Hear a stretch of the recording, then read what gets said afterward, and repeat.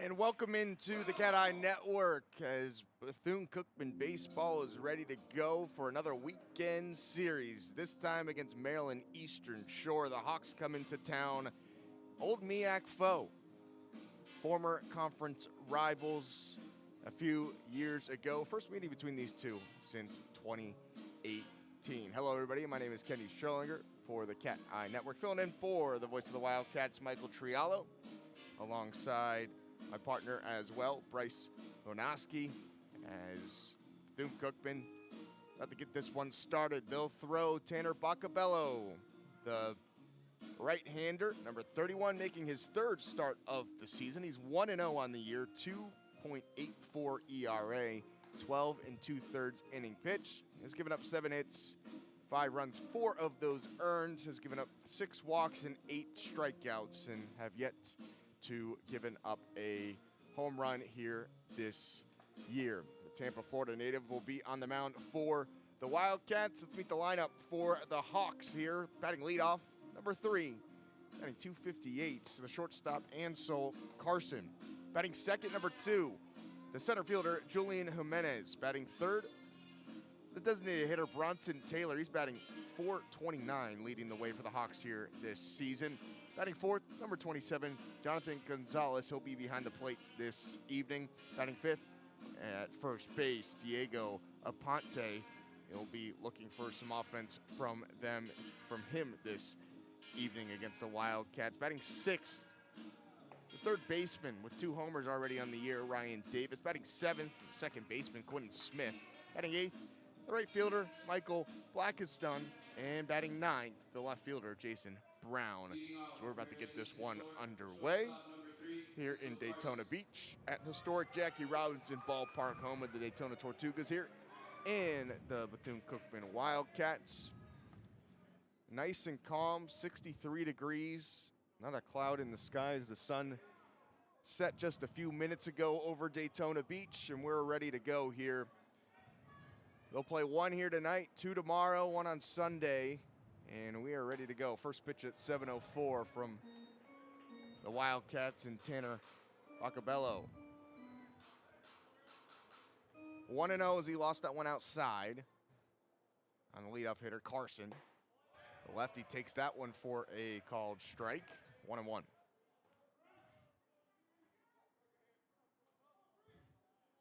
Bethune-Cookman coming in today, 2-6 overall. They've played all but 1 game here at home so far. This one's tapped to third base. Nice play there by Vasquez to get it over to Soufrain for out number 1.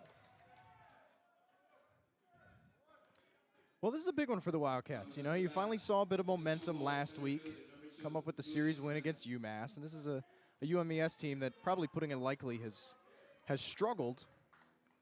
So it's a good chance to get your bats right, and really what we want to see is continue the dominance of Tanner Bacabello, who was so great a week ago today. All-MAC first-teamers. That one's just outside to Jimenez, the center fielder, batting second here tonight for the Hawks. Maryland Eastern Shore coming in 1-7 overall. They broke their 53-game losing streak last week in a 14-7 win over Townsend, as they went winless last year, 0-for-48. So back in the win column just last week, and 2-0 is in there for a strike. 2-1.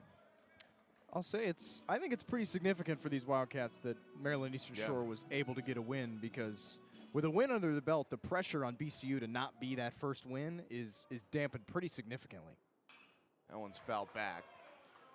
Danny Acosta in his second season revamped the team in the offseason as well. They got a lot of newcomers sprinkled in with a few other veterans throughout the pitching rotation and in the lineup. They feel good that they can turn the program around, as that one's going to fill the count up at 3-2. Maryland Eastern Shore and the MEAC, so 2 former conference opponents in this one. Last matchup was in 2018, the MEAC tournament, as that one's given a shot into left center field, but given chase and making the play is Figueroa. for out number 2. Now coming up to bat, third batter, DH, number 23. That's going to bring up the designated hitter, Bronson Taylor, who's had a really good start here to this season. Batting .429, leads the team in batting average. She's going to step up in the left-handed batter's box here. Back-to-back lefties here. It's bike week in Daytona Beach, so you hear a lot of Harleys riding by behind us. Worst week of the year.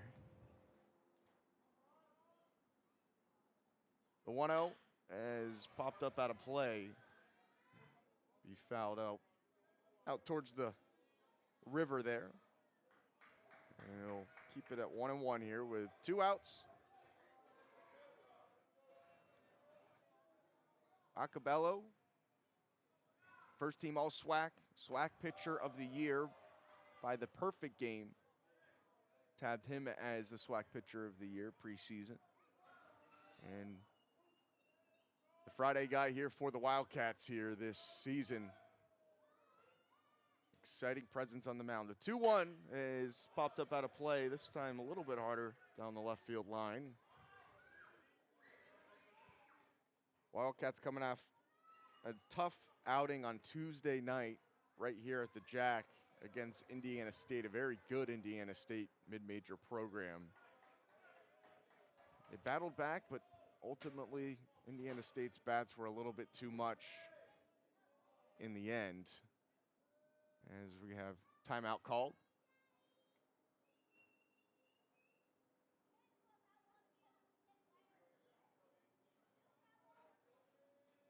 Key for Bocabello in a game like this, especially when you've got 2 coming up tomorrow and then another one on Sunday, is pretty simple. It's just going to be efficiency. You're not going to do that necessarily by hunting the strikeouts. And we've seen the Wildcats' numbers strikeout-wise. Really, Bocabello's been the only one who hasn't gotten in on the strikeout party. Sanchez with 9 last week. Corey with 23 over his first 2 games. Got to attack, guys. Got to let your defense do the work. That's the only way you're going to work deep and give this bullpen a really good chance tomorrow and going forward. The 2-2. Got him looking for strike number 3, the first strikeout of the evening for Bocabello. In 1-2-3, the Hawks go down. As we're scoreless, we head to the bottom of the first inning. Wildcats will take the bats when we come back here on the CatEye Network.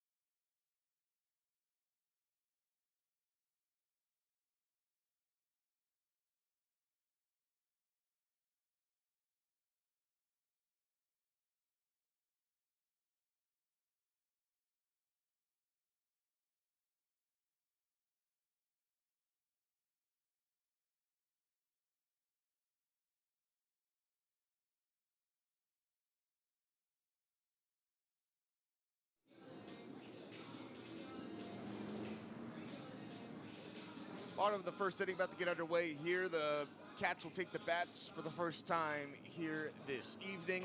They'll face off with right-hander, number 11, Jonas Stepner.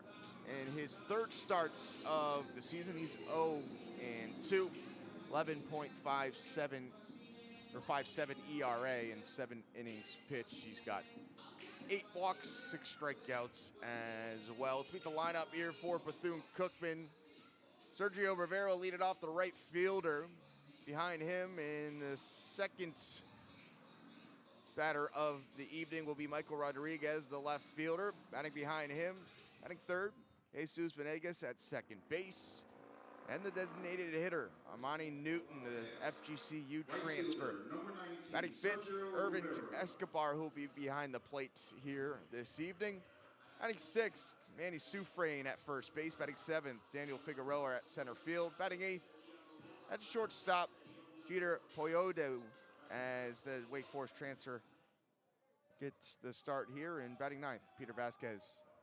at third base. Rivera in there to take the first pitch from Stepner, and it's inside for a ball, 1-0. Michael Stone behind home plate, first base. Umpire Terry Konzich, and third base Marvin Sims, as that one's in there for a strike, 1-1. Rivera batting a $167 here this season. This is his 13th at bat. The Wildcats. That one's outside, 2-1.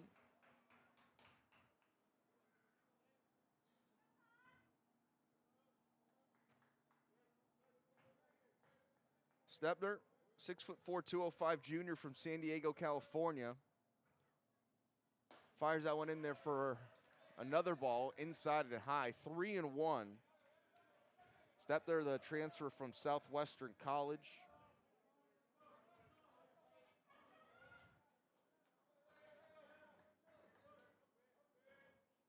The 3-1 is popped up high. This should stay in the infield here. Coming in, the third baseman, Davis, to make the play. Rivera was around second base there. That one was going to drop. That's going to be allowed out, number 1. Yeah, that was certainly an adventure. Communication always important on the infield for plays like that. The message for the Wildcats at the plate is going to be very similar to what we've seen the whole year. Don't get too swing happy. Don't be too vulnerable to that stuff up in the zone, and just continue to put guys on base. Don't necessarily have to look for the balls in the gap or the balls over the wall. First pitch to Michael Rodriguez is outside. Stepner trying to find the zone here early on. Rodriguez tied for second in batting average with 267 so far. That one's in there for a strike. 91 on the gun, so some velocity here from Stepner early on. That big frame out there on the mound. Facing the lefty, Rodriguez. The 1-1. That one's off speed, lost on the outside corner. Hitters count. And a good pitch possibly coming up here for Rodriguez. Venegas stays on deck here with 1 out. 2-1. That one's hit opposite field into left, and it's gone. Michael Rodriguez gives that one a ride. That one just kept on carrying over the left field wall. And Michael Rodriguez puts the Wildcats up 1-0 here with a solo homer. His first of the year.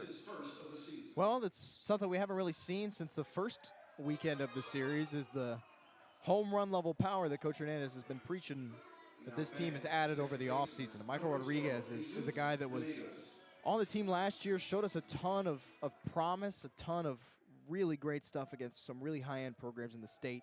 FSU is the one where he had a couple hits, comes to mind. That's the kind of pop we can expect up and down this lineup. That's a great, great ball. Venegas steps up. Jesus Venegas, the second baseman, fouls that one away right away. That's the second homer given up by Stepner this season.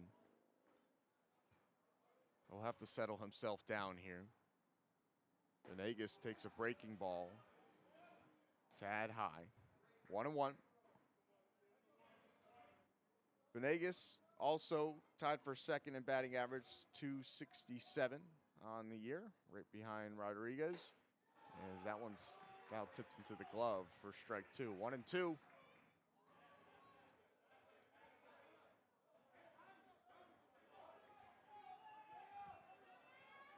One nothing. Solo homer by Michael Rodriguez, his first of the year, to give the Wildcats the lead, as this one's driven high in the air into left center, and this one's gone. Back-to-back solo shots. Jesus Venegas goes yard, and that one just kept on carrying and dropped right over the wall before the scoreboard out there, and it's a 2-0 lead for Bethune-Cookman. Wow, that one might have been the longest home run we've seen here at the Jack so far this year. It hits about midway up the scoreboard. The new scoreboard, not the old scoreboard, is a little bit closer. That was a bomb. That's the second time we've seen the Wildcats go back-to-back. on the season, and what a way to start. And that brings up Armani Newton, the designated hitter. He's got 2 homers this year, leads the Wildcats, so some power back up once again. Back-to-back homers, Rodriguez Venegas. That was Venegas' 2nd homer of the year. He ties Newton. 2 balls right away here to Newton, 2-0.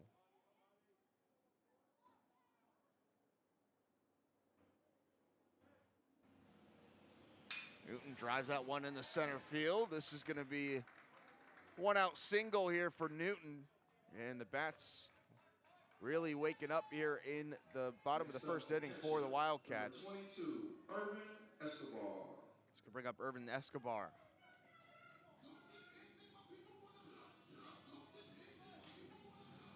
Well, Escobar, the man behind the plate here this evening for the Wildcats, will come up batting .263 on the year,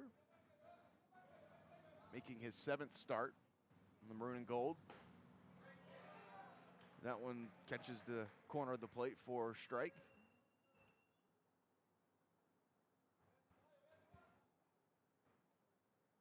Stepner having trouble finding the zone, and when he has, it's been hit hard early on in this one. That one's driven over to Davis at third. They try to turn 2. They get the lead runner at 2nd. Safe is Escobar at 1st as Newton is called out. It's a nice glove there by Davis at 3rd. It's going to bring up the first baseman, Manny Sufrain.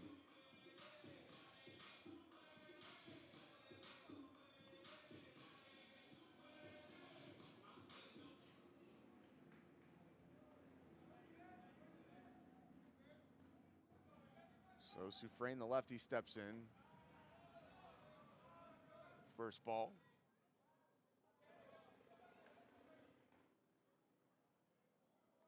Sufrain, all SWAC 2nd teamer preseason poll.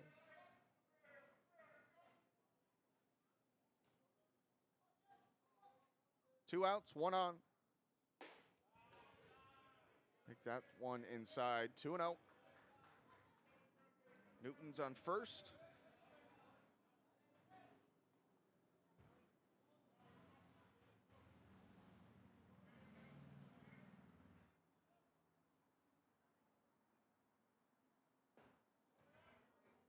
That one's outside, 3-0.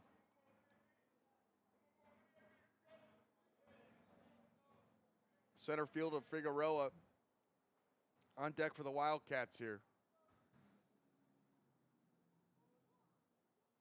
Sufrain, check over to first, sliding in there safely, no tag is Escobar. Talking about a guy who could really use a strong series, Manny Sufrain. Just 3 hits on the year for him so far, a couple of RBI, but not swinging the same bat we're accustomed to seeing here. That one's in for a strike, 3-1.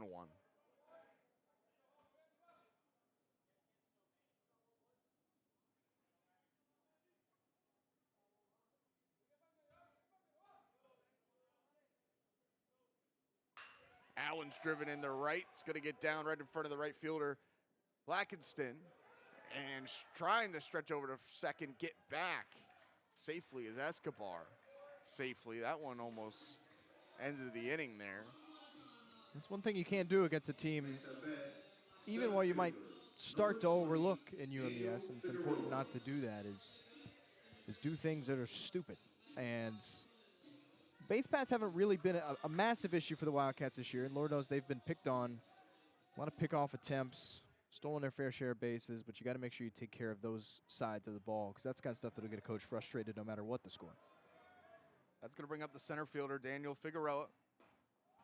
Takes his first pitch way outside for ball 1. Figueroa batting .250 on the year, making his 6th start. He's got a couple of RBIs so far. That one's hit over to second. Nice glove by Smith, and a nice pick there by Aponte to secure the ball and make out number 3. But not before the Wildcats have 2 solo shots. They go up 2-0.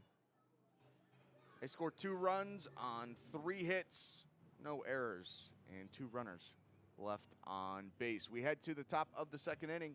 Wildcats up 2-0 here on the CatEye Network.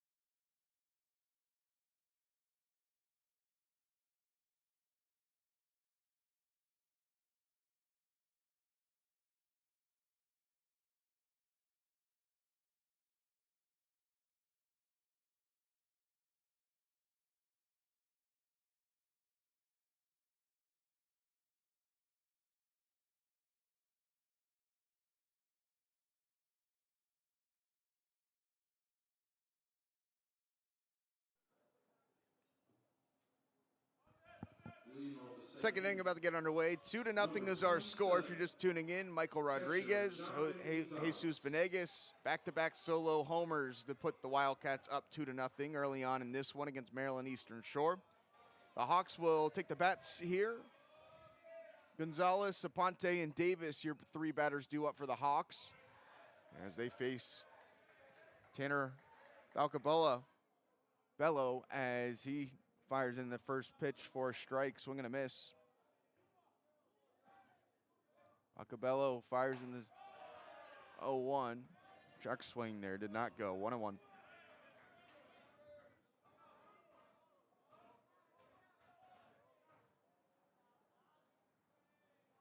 Gonzalez the catcher. Holds off on that one, it's in over the plate. 81 mile an hour on the gun there for Acabello.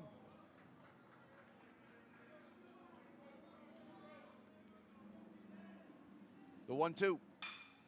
Hit right back over the pitcher's mound and gloved easily there for Venegas at second base for out number 1. You know, for a UMES team that we look at and we say, oh, 48-0 or 0-48 last year, starting off not super hot this year aside from the 1 win, they've hit the ball fairly well. Scored 5 runs against Mount St. Mary's earlier in the week, and then against Towson, of course, the 14-7 win, scored 9 in a 13-9 loss. They scored 8 against VMI. They can get a hold of the ball. Diego Aponte steps in with 1 out, nobody on. The first baseman. This is one guy that they talked about in the offseason. They want to have some offensive production, and he's off to a good start. 357 so far. Slaps that one foul, opposite field.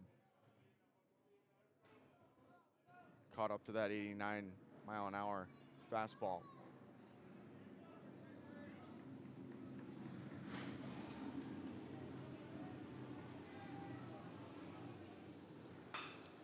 Ante puts that one into play over to second base again. Venegas no problem this time as well. And 2 down. Third baseman. Be interesting to see how the chemistry of this Wildcats infield in particular continues to grow, because you're without your captain from last year, Colton Olison. You've got some new crew out there.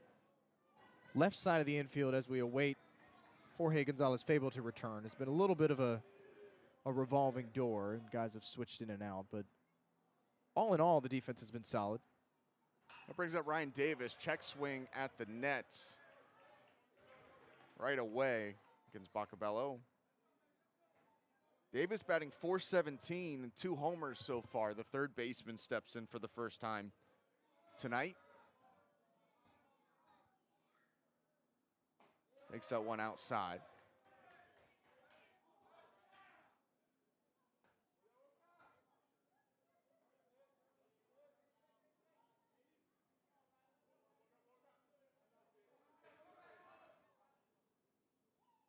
I went a little bit high and tight on him at 91. 2-1 on Davis with 2 outs and nobody on.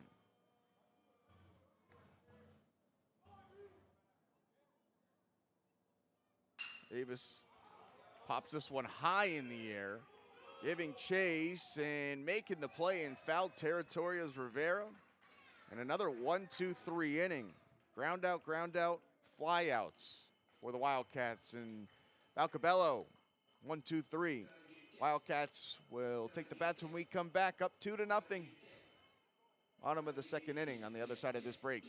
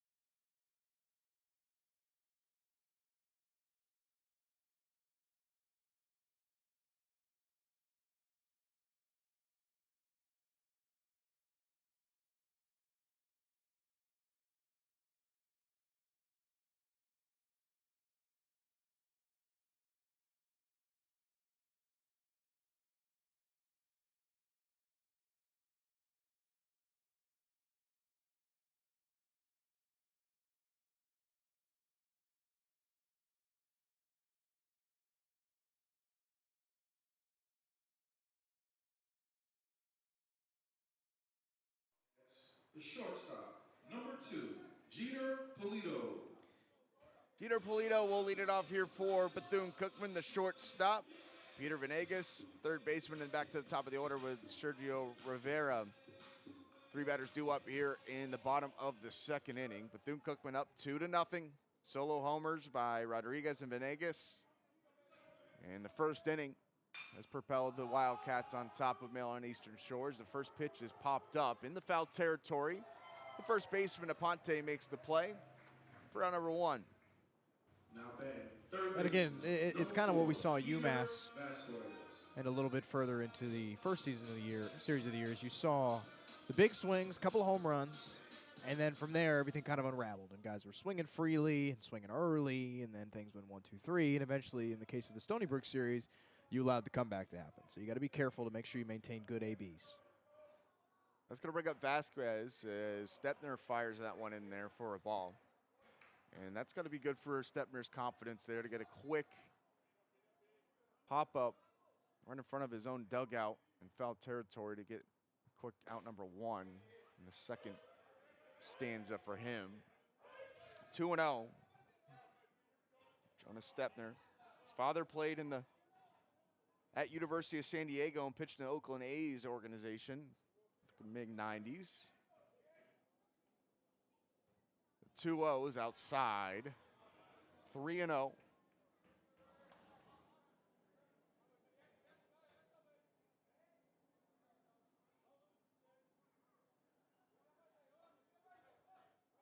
Last season at Southwestern College, 13 appearances with 8 starts. As that one's in there for a strike. 2-3 record across 36 innings. 34 strikeouts, 21 walks, and had an 8.50 ERA out in California. The 3-1, big cut and a miss there to fill the count out. Vasquez was swinging for the fences there, went down on a knee.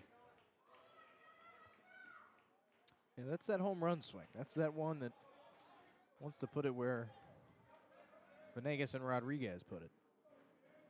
The 3-2, lost him outside. So Vasquez walks here with 1 out, take first base. Now right fielder, Good number response, 19, good at bat. Sergio Rivera. Get ahead early, make it easy to, you take your big swing and it's okay. You've still got a little cushion. You can work your way back into the count and eventually take the walk. So back to the top of the order here for the Wildcats, Sergio Rivera.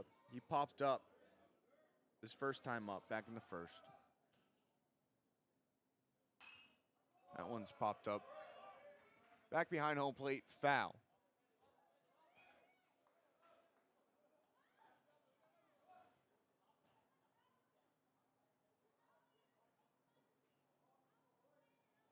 Vasquez at first. Hasn't taken off so far this year. 0-1 outside.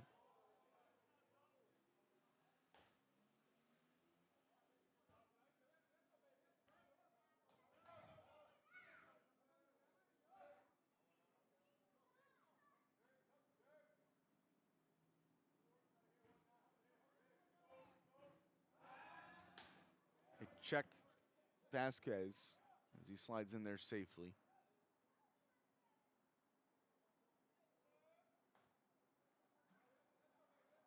Rivera's got 2 hits on the year, 13 at-bats, 3 RBIs. That one's in there for a ball. 2-1. Has struck out 7 times here this year. It's also walked 5.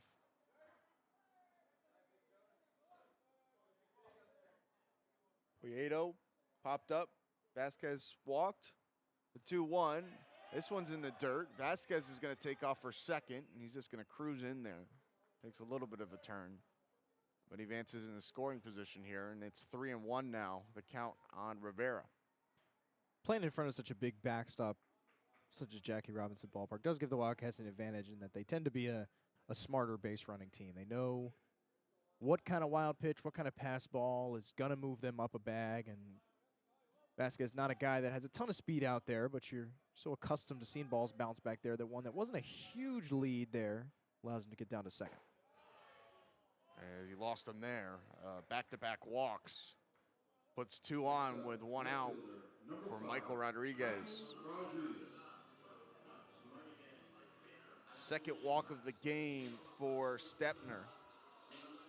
And it brings up Michael Rodriguez, who belted one over the left field wall the last time he was up in the first inning.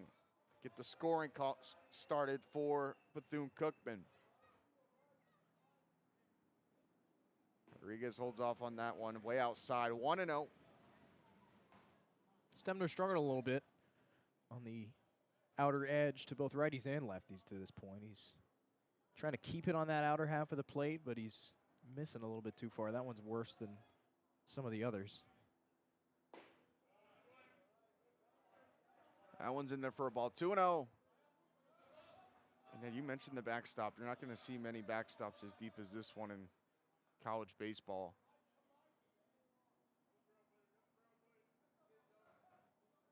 When you start to have runners in scoring position in this park, it's dangerous. That one gets the inside corner at 88 miles an hour for Stepner. Much needed. 2-0, 2-1 with 1 out. Runners on first and second. Back-to-back walks. Vasquez and Rivera for Bethune-Cookman here to start this second inning. That one's fouled out of play over the first or third baseline.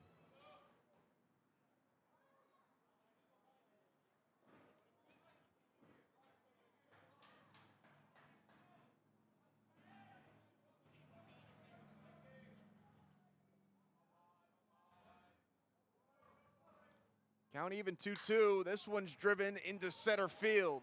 This might score one. Rounding third and heading home easily is Vasquez, and it's an RBI single for Michael Rodriguez as a solo homer. RBI single, and the Wildcats are up 3-0 here in the second. And again, that's another positive step in that you see, you know, a UMES team that has struggled a bit defensively, but the Wildcats against Stony Brook, when they hit the home runs, every swing became a home run swing. And for them to be able to take that one down even after already having a home run in the game, nice easy swing, get over the top of it, and just push it back out to center. That's a great piece of maturity. That brings up Venegas, who also homered. Back-to-back homers, the Wildcats in the first inning. Venegas fouls that one away. It was Venegas' second homer of the young season. Wildcats coming into this one 2-5 overall, looking to have a big weekend here against Maryland Eastern Shores. This one's driven over to short, could be two, and it is. Big play for the Hawks there.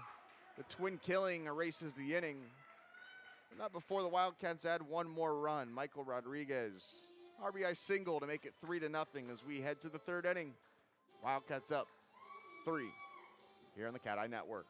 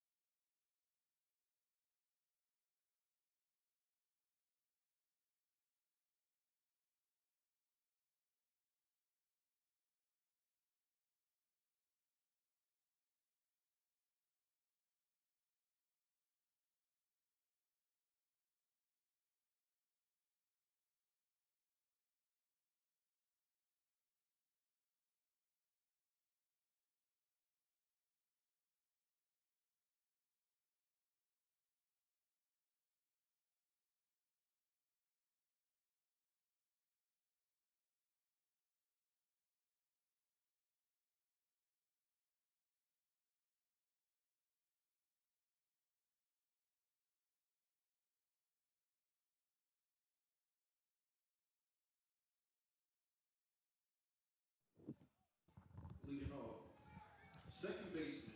Third inning about to get underway. Quentin Smith, Michael Blackiston, and Jason Brown.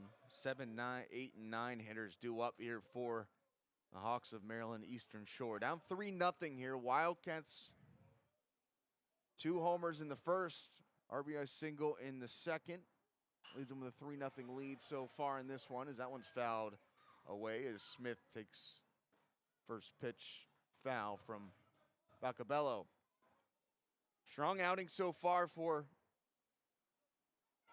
star pitcher for the Wildcats, Tanner Bacabello. Making his third start as this one's fouled back at the net. Attacking him early on. Bacabello 1-0, 2.84 ERA so far this season.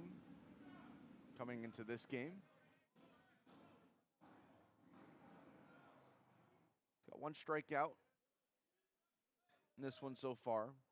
0-1, caught him looking. 2 strikeouts now. Second one looking there for Bacabello as he gets Smith. Next up, right fielder. Like I Number said, these 7, Wildcats Michael had the flair for the Blackiston. strikeout early on in the season. I'd have to look, but it certainly feels like we've got a crew that's struck out more batters between our weekend starters of any BCU rotation over the last couple of years early on in the season. That's going to bring up Michael Blackiston, the right fielder. 1-0 on him.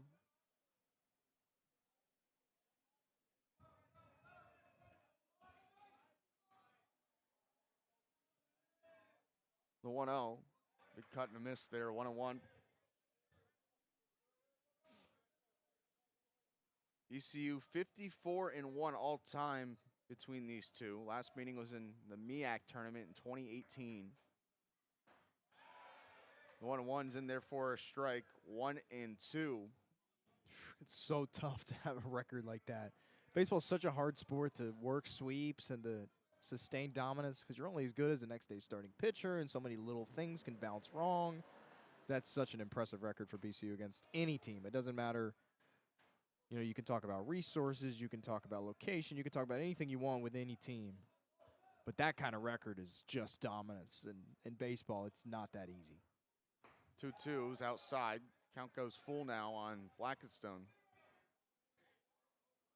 Last win for Maryland Eastern Shore back in 1997, 11-0 victory for the Hawks in Daytona Beach. As that one's driven in the center field, getting on his horse, going back is Figueroa, and he can't, and it's over the wall, bounces over for a ground rule double. So Blackiston It's the first hit of the game for the Hawks, and it's a big one here in the third.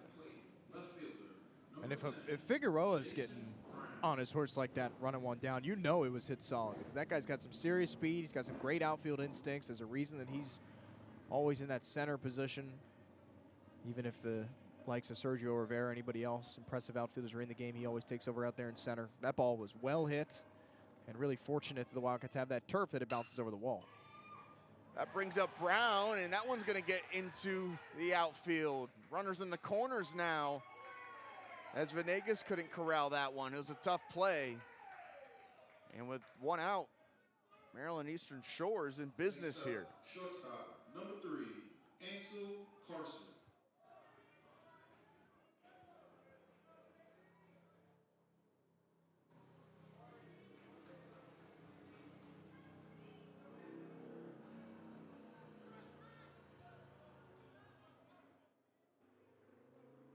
That one's going to go down as an E4. It's going to put runners on the corners here. And back to the top of the lineup, Carson hits it over to second. They try to turn two. They can't. They get the runner at second as Brown is called out. Center fielder, So runners will number stay 2, the corners now with 2 outs. Julian Jimenez. It's going to bring up Julian Jimenez.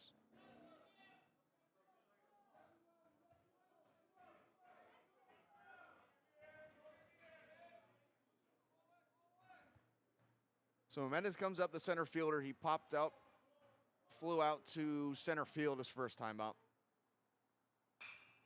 This one's popped up, down the left field line, and out of play.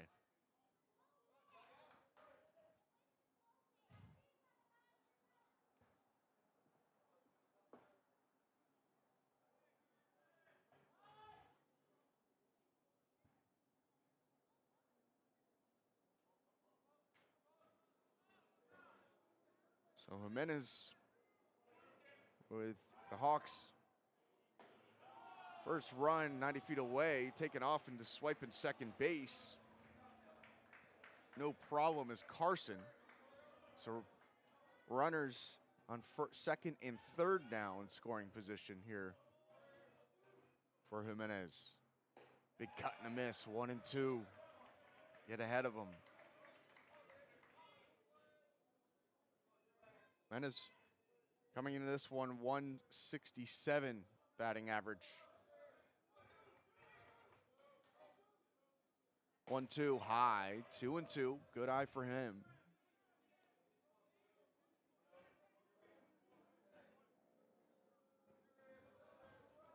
Base hit could do wonders here for the Hawks here in the third. That one's low in the dirt. Fills the count out. 3 and 2 with 2 outs and 2 runners on. Second and third. High leverage position here for Bacabello. Big cut and a miss. He got him on strikes and ends the inning. Still scoreless for the Hawks as Bacabello shuts the door. Strands 2. And the Wildcats will have the bats when we come back in the bottom of the third inning. 3-0 BCU leads it over the Hawks of Maryland Eastern Shore on the CatEye Network.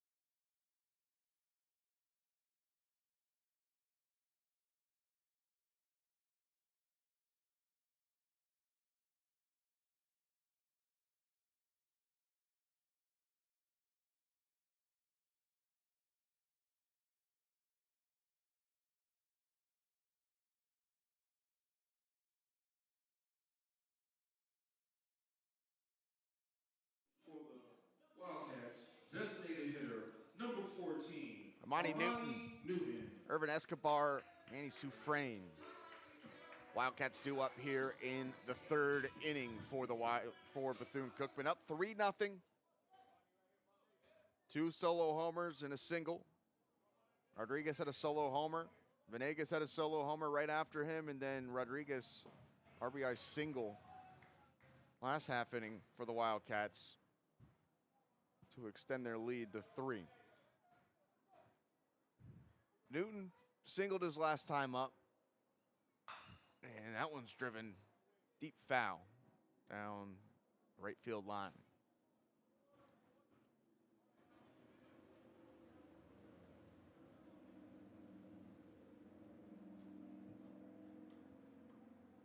Newton was erased on the base pass after Escobar, behind him, grounded to get him at second.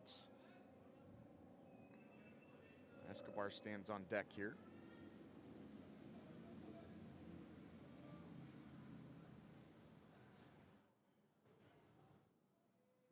Stepner fires the 1-1 in. Flowing in the dirt, 2-1.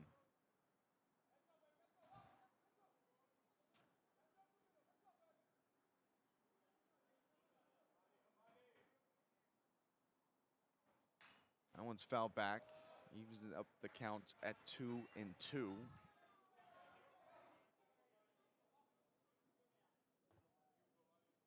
Armani, one of only 2 more Wildcats to have a home run early on in the season.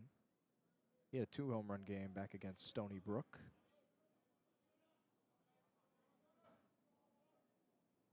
The 2-2. Blowing inside. Florida Gulf Coast transfer. Designated hitter. You've mentioned has some power. Junior lefty. Full count here. Stepner fires home. This one's right back at him. Right into the shortstop's glove of Carson. He fires it across over to his first baseman, Aponte, Now batting for catcher, out 1. number 22, Irvin Escobar. That's going to bring up Irvin Escobar, catcher here tonight for the Wildcats.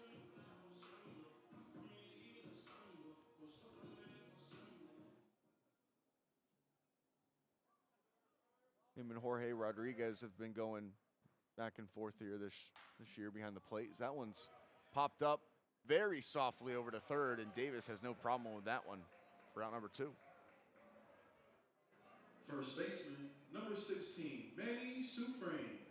That's going to bring up Manny Soufrain. 2 outs, nobody on. Lefty comes up, having singled his first time up.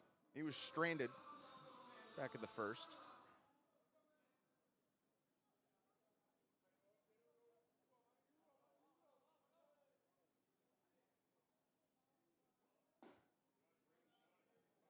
Holds off on that one. 1-0.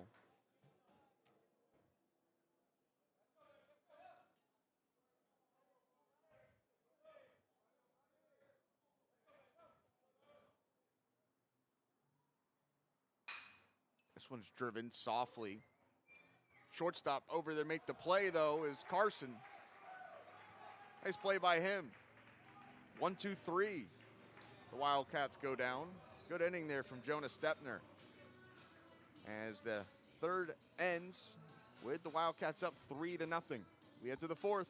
Maryland Eastern Shore. We'll have the bats when we come back on the CatEye Network.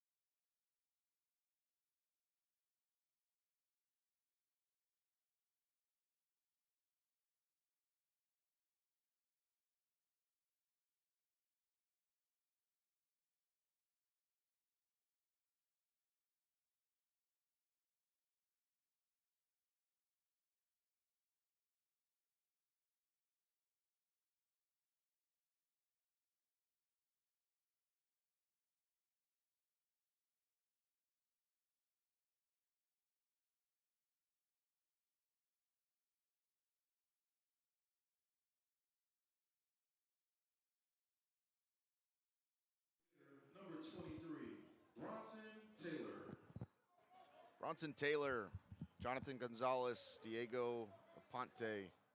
3 up due here for the Hawks in the 4th. 3-0 game. Bethune-Cookman leading it. Solo homers back-to-back by Rodriguez and Venegas. Next half inning, Rodriguez notched a RBI single to make it 3-0, and that's where we stand right now.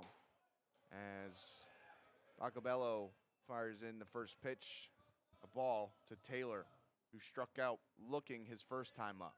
A designated hitter in there to lead it off for the Hawks. Holds off on that one, 1-1.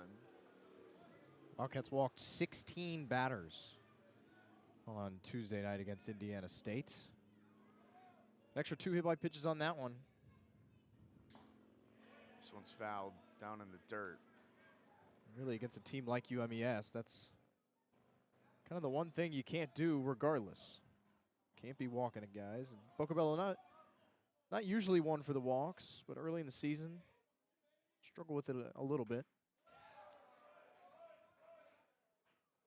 That one's fouled back, yeah.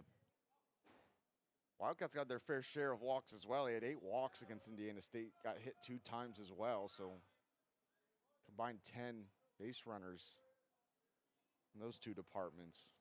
Kind of an up and down game for them.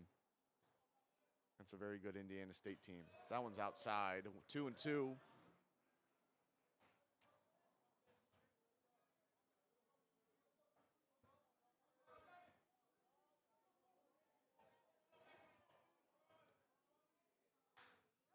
Fouled away by Taylor. These two will play a doubleheader tomorrow here at the Jack.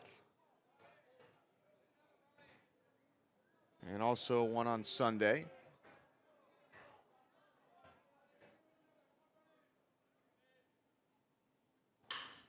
Tutu's grounded over to first, trying to pick it up and fire to first in time, and he can't, is Soufrain. That one was just a tough play there, just kind of ate him up. It's going to put a runner on with no outs as Taylor reaches. Yeah, a combination of a really hard hit ball, maybe a tough bounce off the turf. Kind of moving to his right a little bit. Just a really tough play to make. That's going to bring up Gonzalez. He shows bunt, lays it down the third base line. Bacabello gloves it, and that one gets airmailed into the bullpen. Runners around first, and they're going to hold at second and third here. And just piecing it together here. Taylor reached on an error. Now batting, first baseman, That number one 1, certainly Diego Aponte. a tough one as well.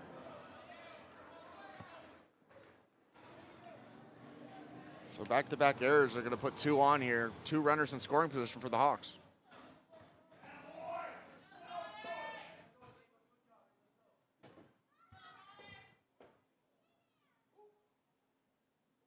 We're going to have a quick mound visit here.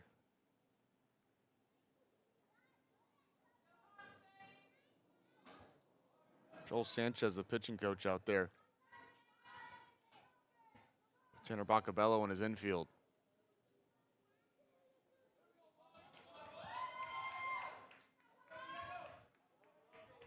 That's going to bring up Diego Aponte. Middle of the order up here, and a very good opportunity for Maryland Eastern Shore to try to cut into this 3-run deficit. First pitch to Aponte is in there for a strike.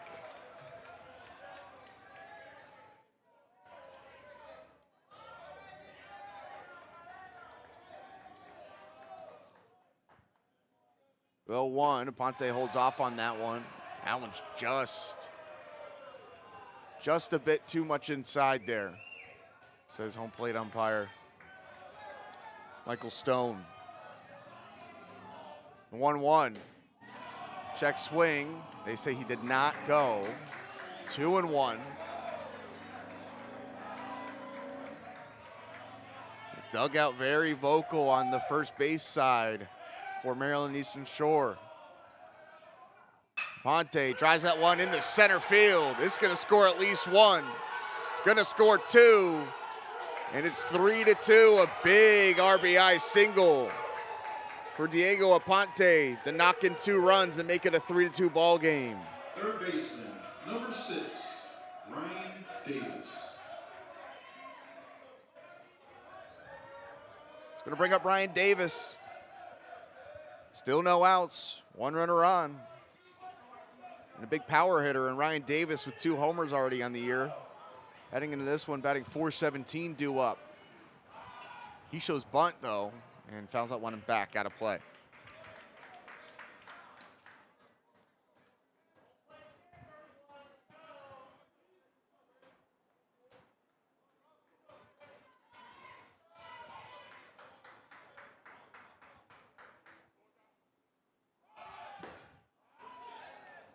Marcabello fires that in there for another strike. 0-2 on Ryan Davis.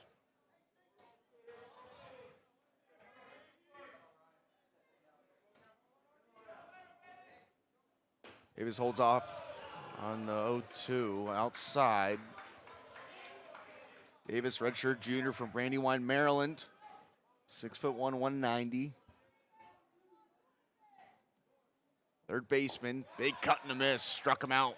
Big strikeout there for Bacabello to get out number 1. Second baseman, number 17, Quentin Smith. 4th strikeout for Bacabello here tonight. It's gonna bring up Quentin Smith, second baseman who struck out his last time up. Struck out looking against Bacabello.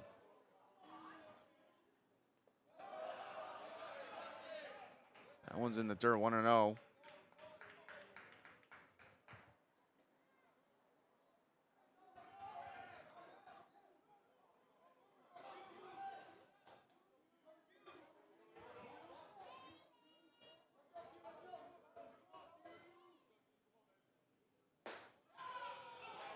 Nice frame there by Escobar to pull that in there for a strike. 1-1 with the 1 out. Smith fouls that one back towards the dugout of Bethune-Cookman. Smith, another Maryland native from Upper Marlboro, sophomore.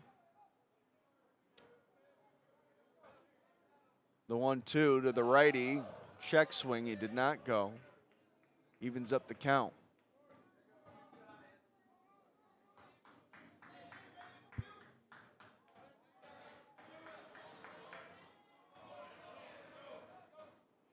Tanner Bacabello, SWAC pitcher of the year in the preseason by the perfect game. Struggling a little bit here in the 4th. That one's popped up softly. No problem there at second base for Venegas for the 2nd out of the inning. Now batting, And right Bacabello field, needed number that 7, one there. Michael It's going to bring up Blackson. Michael Blackiston.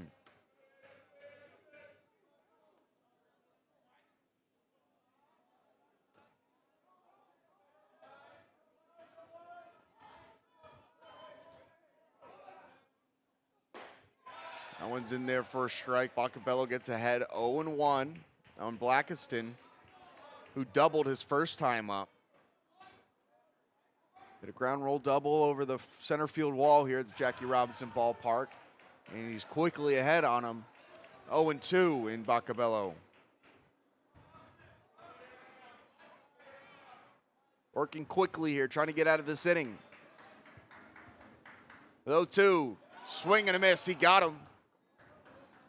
They fire down the first, and out number 3 ends the inning here, but not before Maryland Eastern Shore gets 2 across the plate, 2 errors, and a single by Diego Aponte. Pulls the Hawks within 1 of the Wildcats. So we head to the bottom half of the 4th inning with their score, Bethune-Cookman 3, Maryland Eastern Shore 2, here on the CatEye Network.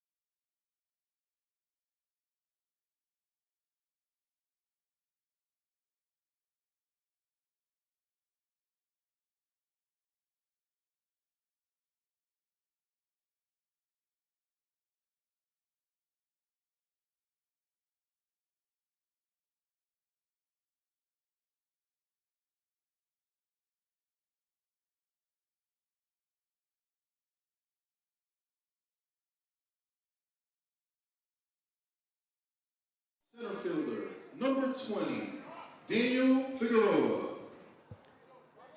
Daniel Figueroa, Jeter Poyedu, and Peter Vasquez, 7, 8, and 9 hitters due up here for the Wildcats in the fourth. We saw their 3-0 lead shrink down to a 1-run game here. 2 runs come across the plate for Maryland Eastern Shore just a few moments ago in the top half of the inning. And the Wildcats looking to create some more space here with the bats. His first pitch showing bunt there.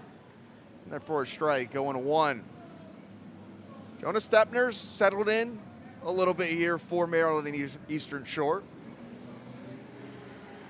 There's the 0-1 in there, 0-2 ahead of him quickly. Figueroa grounded out to second base his first time up, a center fielder. Puerto Rican in here.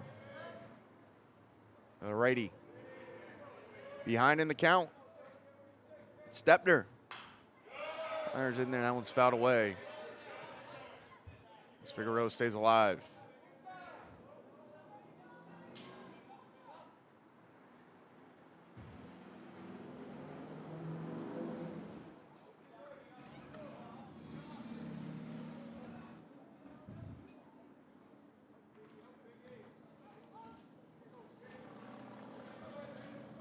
Oh, 2 once again, just a little bit outside.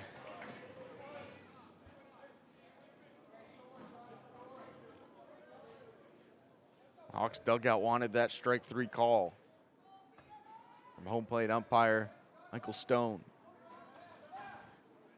The 1-2, that one's fouled over into the bullpen of Maryland Eastern Shore. Too sharply for anybody to get over there, though, for the Hawks.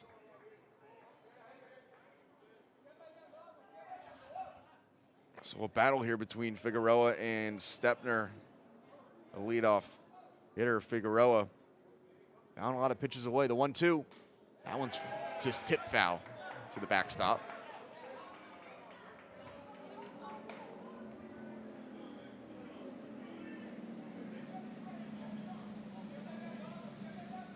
Two former conference opponents in the MEAC. Weekend series here, non-conference this time here in Daytona Beach. That one's fouled hard down the third baseline. Figueroa. ECU leads the all-time series 54-1. Last met these two back in the 2018 MEAC tournament.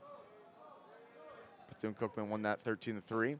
Big cut and a miss there. Figueroa goes down on strikes and a win there for Jonah Stepner. Now then, shortstop, number 2, Jeter. You know, we said it Polito.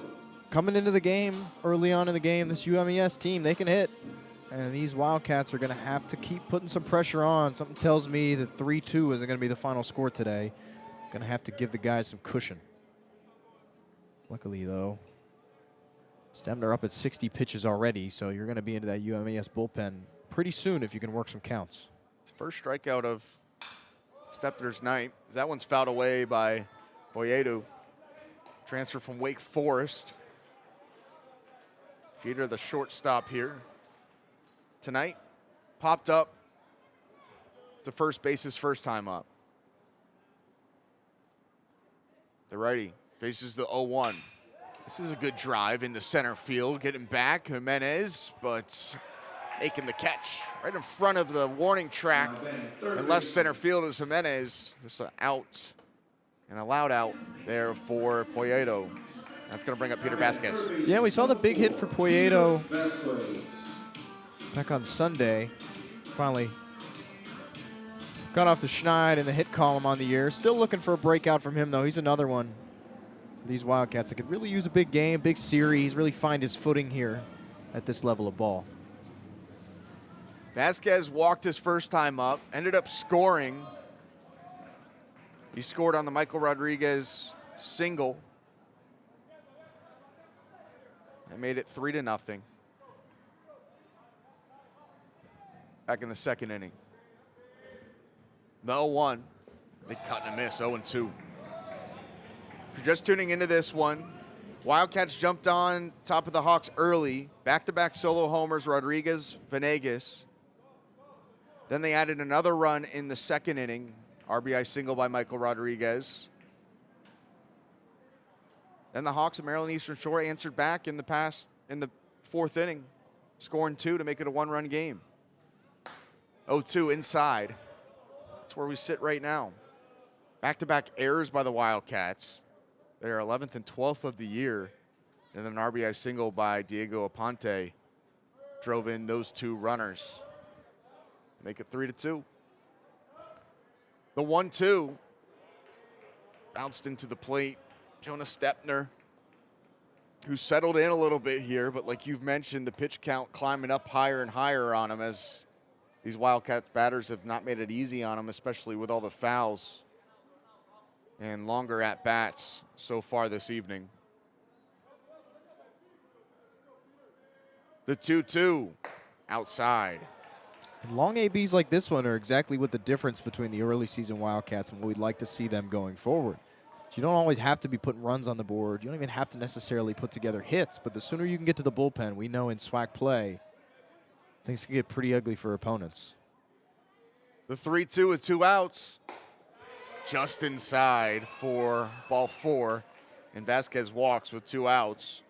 Next up, right fielder, number The Wildcats have done a good job Sergio early in this Rivera. game of putting pressure on regardless of the situation. You know, they've had a couple of 2-out walks or base hits. They've done it early, just putting that constant pressure on. And again, that's just not something we've seen consistently from the team early on in the year.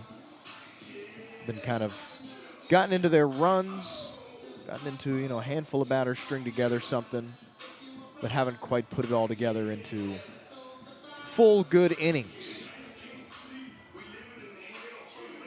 Quick mound visit. My pitching coach, Cole Daugherty. And that full count could have went a number of different ways there. If Stepner would have got the strikeout, it would have been back-to-back 1, 2, 3 innings for him after facing 7 batters in the first, 5 batters in the second. Settled in a little bit here, just trying to keep it going. And back to the top of the order here with Sergio Rivera, who walked his last time up. Runner on first base here, 2 outs for Rivera. Takes a called first strike. Third at bat of the evening here for Rivera. Popped up to third base his first time up, then just walked in the second. 0-1 a little bit high, 1-1.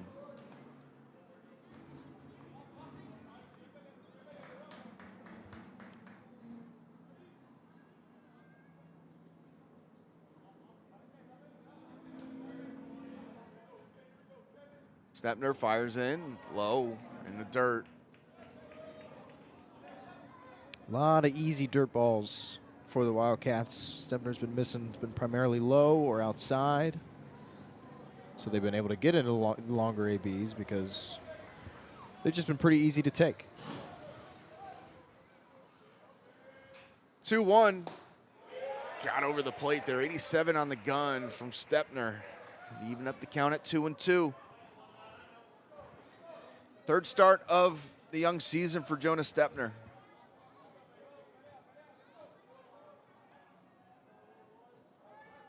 Looking to try to get out of this inning here.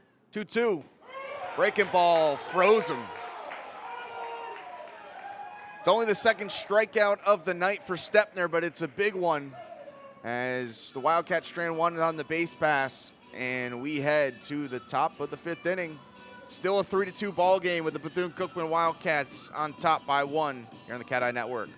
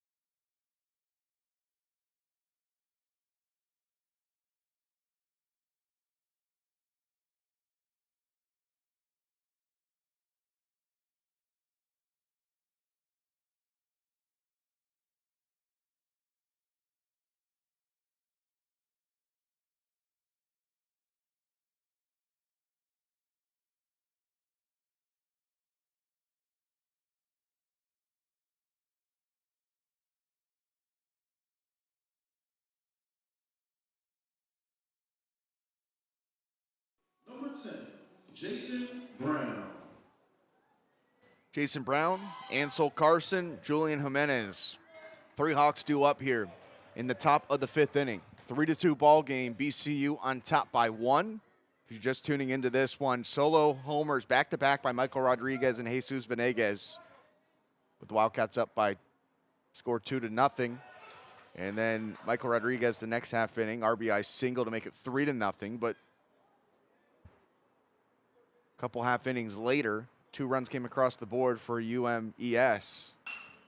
That one's popped up high in the air. And nice play there to come in. Soufrain from first base to make out number 1. Bocabello getting up there in pitches 2, nearing the 70 mark on the night. And we know this Wildcats pitching staff, this bullpen in particular, is still a little bit short-staffed. A couple of guys might be back this weekend. Yoancel Diaz may return this weekend, but still without Pablo Torres, still without a couple of others. And with your first 4-game weekend series coming up, again, a couple more efficient innings here could go a long way, with 2 coming tomorrow. It's going to bring up Ansel Carson, rather. Shortstop, leadoff hitter. Grounded out to third and into a fielder's choice in his 2 at-bats so far. 1-1 here.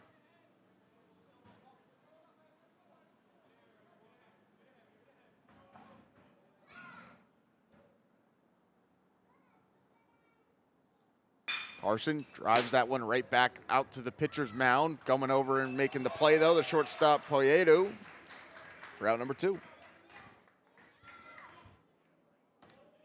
It's a nice play by Poyedo, moving over to his left to make that play. That's a good way for a newcomer to continue to earn playing time, even when the bat has not necessarily caught up. We know how important defense is to this coaching staff. Got to pull your weight out there for sure.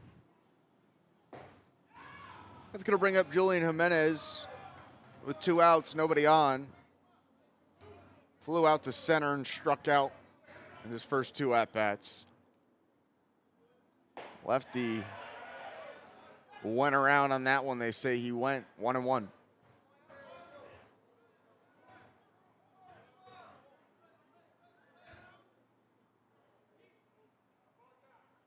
Jimenez, a Chicago, Illinois native, transfer from Utah Valley University. 1-2 on him. 6'3", 175, redshirt junior.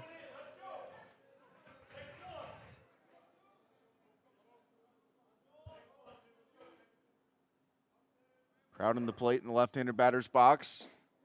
Holds off on that one. Good eye by him, 2-2. Tanner Bocabello looking for a punch out.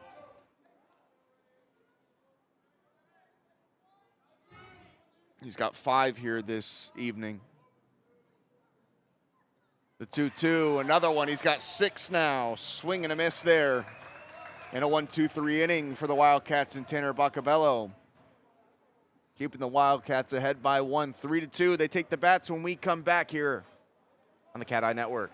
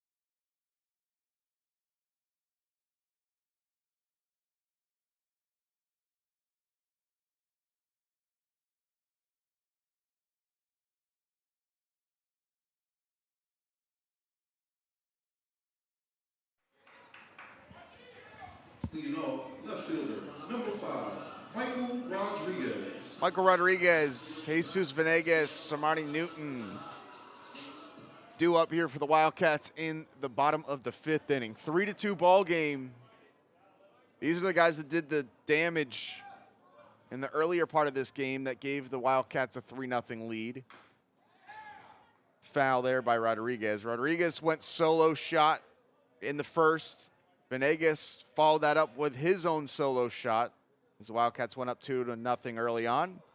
Then Michael Rodriguez had an RBI single in that next half inning in the second to make it 3-0, but Maryland Eastern Shore scored 2 runs in the fourth, 2 errors and a single. Made it a 1-run game. Stepner still on the mound here, the starter for the Hawks. That one's outside. 2-1 on Michael Rodriguez. That was his first homer of the year. The left fielder having a hot night so far. And lefty at the plate. Holds off on that one. Good eye, 3-1. Rodriguez and Venegas, the top of the charts in batting average for these Wildcats here early on in this season, as that one slapped foul into the bullpen of BCU. Looks like some guys finally trotting down to the UMES bullpen for the first time tonight. Really not bad by Stepner. I mean, he's rebounded well. Just a couple of bad pitches are the difference between 2 runs for BCU. This one's grounded over to first. Aponte makes the play, steps in the bag, and retires Rodriguez. Second baseman, number 12, Jesus Venegas. It's going to bring up Jesus Venegas. And we just mentioned had a solo homer back in the first. That was Venegas' second of the year. His second at bat, grounded into a double play, 6-4-3. Now up here for the 3rd time as that one's fouled back into the netting behind home plate here.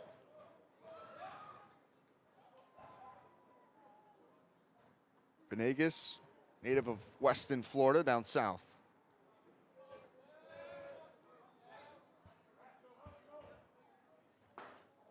Check swing. Did he go? They say he did, so he's behind early on, 0-2. As Stepner,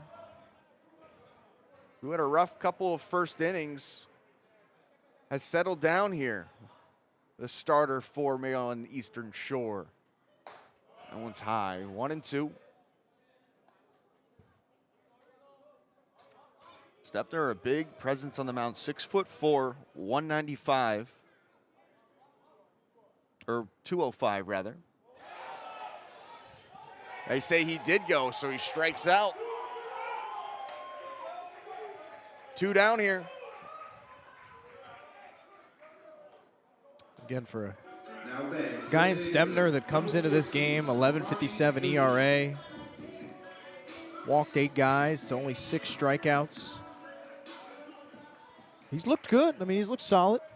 That really slow kind of wind up and release. That's outside of a couple bad pitches.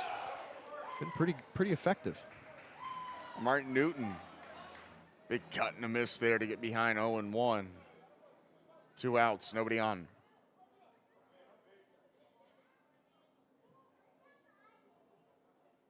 Stepner fires it in there, another big cut, blows it past him, 90 on the gun. Big swing, late swing. That's the kind of stuff we want this team to avoid. Nobody on, no reason to try to take it all in one swing. 0-2, back to back to back.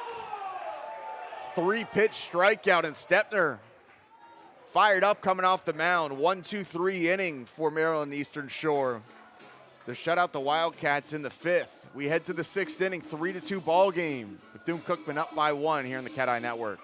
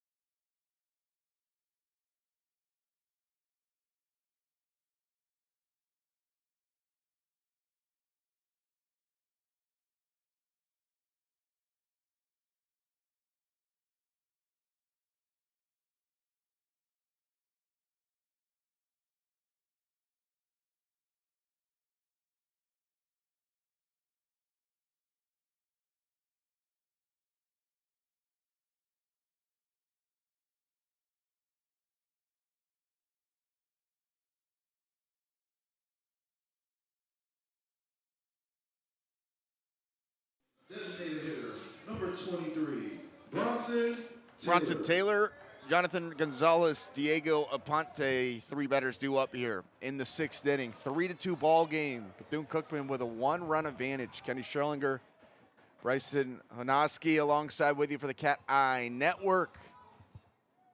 Weekend series between two former conference opponents in the MEAC, now a non-conference matchup here. Last time these two faced off back in 2018 in the MEAC tournament. Bethune-Cookman leads all-time series 54-1. The 1-0's inside. Tanner Bacabello still in there, the starting pitcher for the Wildcats. Going against a very high energy and pesky Hawks lineup here. They're down 3-0. Wildcats jumped on them early, but they battled back, scored 2 runs in the 4th. And momentum really kind of feeling like it's in the dugout of the Hawks, the visitors here so far. 3-1 now. This is what we talk about, especially when we say how big it is that they come in with a win finally, is because that pressure, it's definitely still there, but it would only be further if they had a win. This one's grounded over to third. Vasquez gets down on a knee, plays it, fires across the diamond for out number 1. Yeah, Maryland Eastern Shore 0-48 last season. They went on a 53-game losing streak. They got their first win last week, 14-7 against Townsend. So they got the monkey off their back, and like you mentioned, probably good for Bethune-Cookman to make sure that they got that monkey off their back. You don't want to be the team that breaks that long losing streak over a year. I mean, you still, make no mistake about it, you still don't want to drop any of these games this weekend against a team that you really feel like you are a class above. But that's the nature of baseball. That's why it's so impressive that they were able to go winless in a season. You just luck your way into one eventually. Gonzalez, quickly 1-1 on him. And I have to say, this Maryland Eastern Shore team, they're going to win a lot more games, obviously, than they did last year. I mean, you can only go up, but this team did a lot of work in the offseason and revamped, and head coach Danny Acosta in his 2nd season has brought in some talent and has retained some of the guys that provide a veteran presence in the dugout. Gonzalez fouls that one down, 2-2. You mentioned the energy. I mean, just to have any sort of life in that dugout, I think, is really impressive, given, you know, the state of where the team was last year. Just to bring in guys who are bought into the program, bought into the university. It's a big step up from what you were dealing with this time last year. The 2-2, swing and a miss. Bacabello gets him on strikes. That's his 7th of the outing here. And it's a big one for out number 2. It's going to bring up Diego Aponte, who's grounded out and singled on an RBI single. That scored the 2 runs for Maryland Eastern Shore back in the 4th. Those 2 runs were unearned, though, because they were base runners that were put on by an E3 and E1.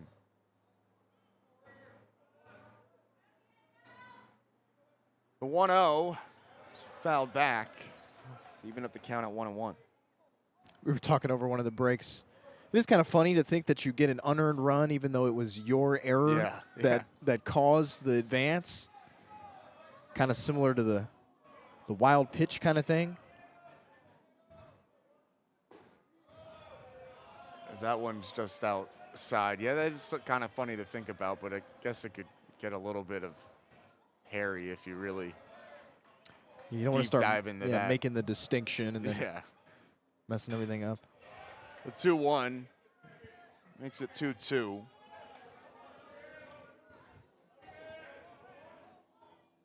Danny Acosta, 30 years of experience in coaching.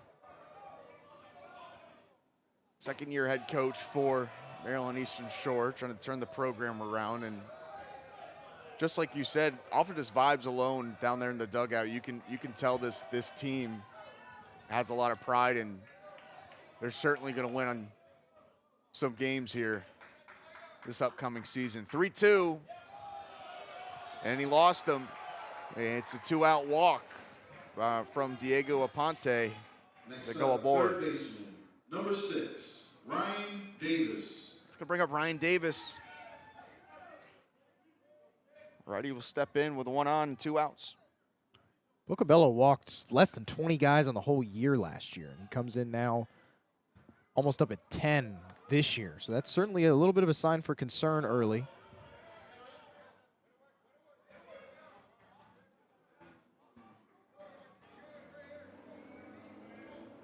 It's behind 1-0 early on here.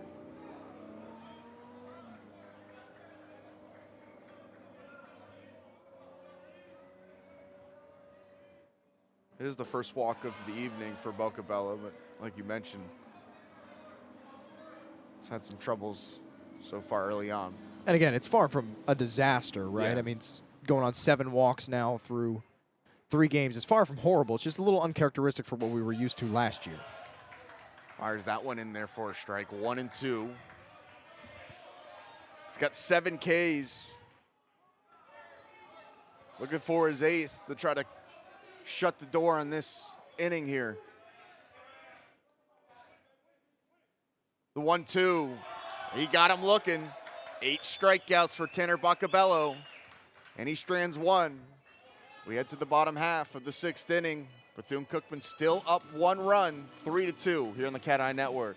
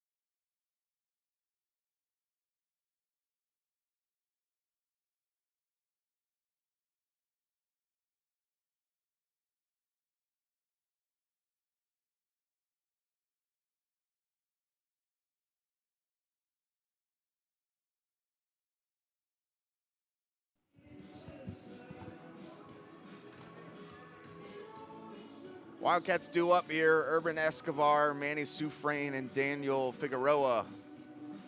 Wildcats due up here to start the bottom half of the 6th inning here. Escobar has grounded out, popped up his first 2 at-bats. Jonas Stepner still on the mound here.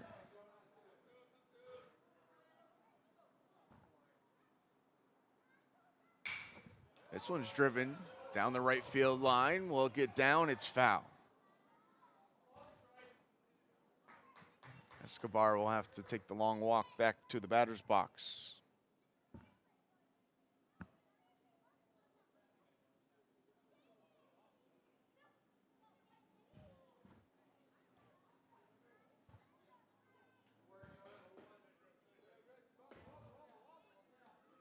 Wildcats went 1-2-3 the last half inning they were up.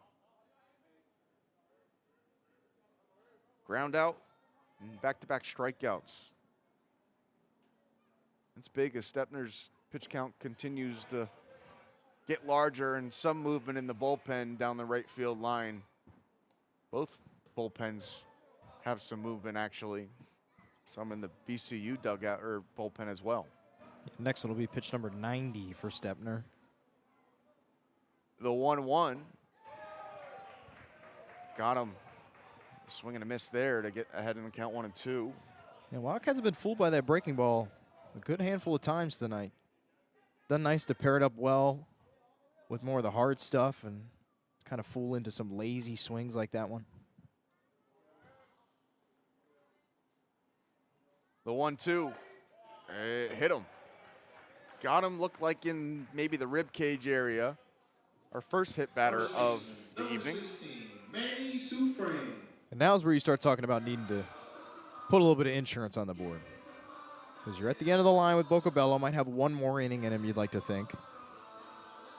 Just one run, UMES team that feels like they're one big hit, one big strikeout away from getting fired up again and rallying a little bit. That's going to bring up Manny Sufrain, big left-handed hitter. And that's another batter that gets plunked there by Stepner, as Sufrain's going to get hit in the leg. He looks to be okay, and back-to-back. Center fielder, number 20. Hit by Daniel pitches Figueroa. for the Wildcats here. Has runners on first and second. Yeah, and you'd like to think that's it, as here comes the UMES head coach. It looks like Danny Acosta is going to head to the bullpen. We're going to get our first pitching change. Again, all in all, I think Stepner, hard to feel too terrible about the night. Allowed just 5 hits.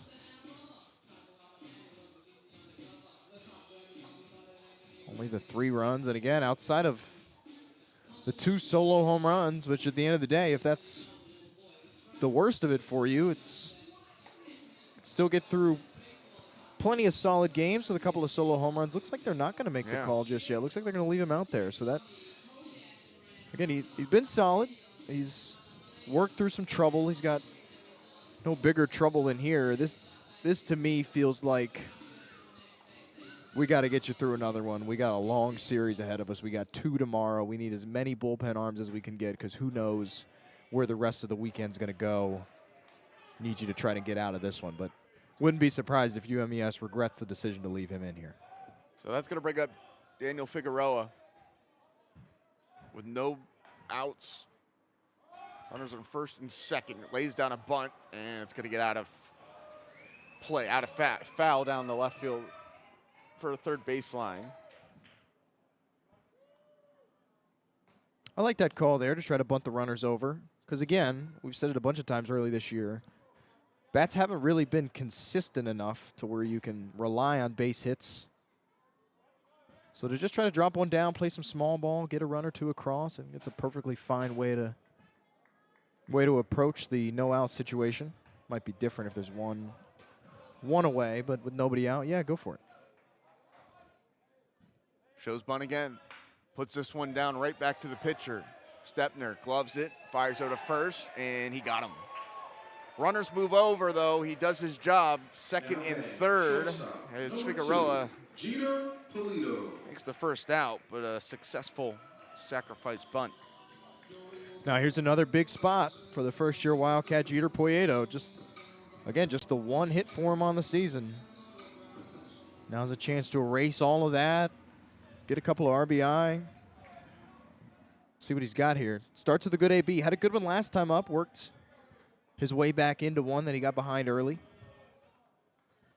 0 for 2 so far tonight. Poyota fires that one, fouls that one away. Got to play down first baseline. Wilfredo Morales up in the bullpen. Transfer from Alabama State for Maryland Eastern Shore, warming up here, and he's been up for a couple minutes now and trying to show bunt. That one gets past, and it's going to score an easy run here as Sufrain comes in and scores, or check that, Escobar comes in and scores. Sufrain moves over to third, and the Wildcats up by 2 now, 4-2. That was an odd one. I thought it hit off of Poyeto at first, but you could kind of tell by the sound it wasn't the ting in the metal bat or anything that like. I guess it hit off maybe the top of the glove of the catcher or something. Either way, no signal by the officials, so it does go in as a wild pitch.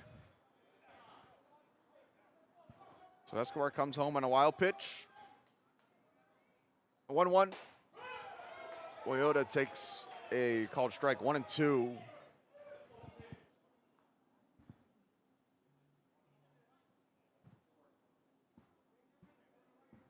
And he might have lost a contact there, maybe. He's kind of like pointing to his eye and training staff out here to attend to him. I think that might be what it is.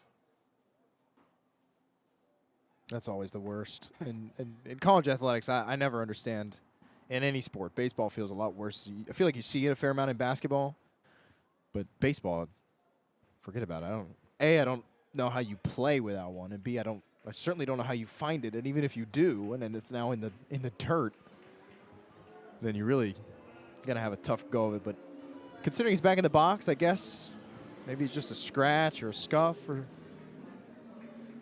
something. Can't imagine he's getting in there with one contact lens, but you might be right. Might have just got popped out there. I'm not sure. I'm not contact wearer, so. That one's a swing and a miss. And fire down to first. Runner coming home. Tag is out. Sufrain is out at home plate, trying to sneak in a run. And Jonathan Hernandez is not happy with this call. Yeah, that's a really gutsy play to send the runner.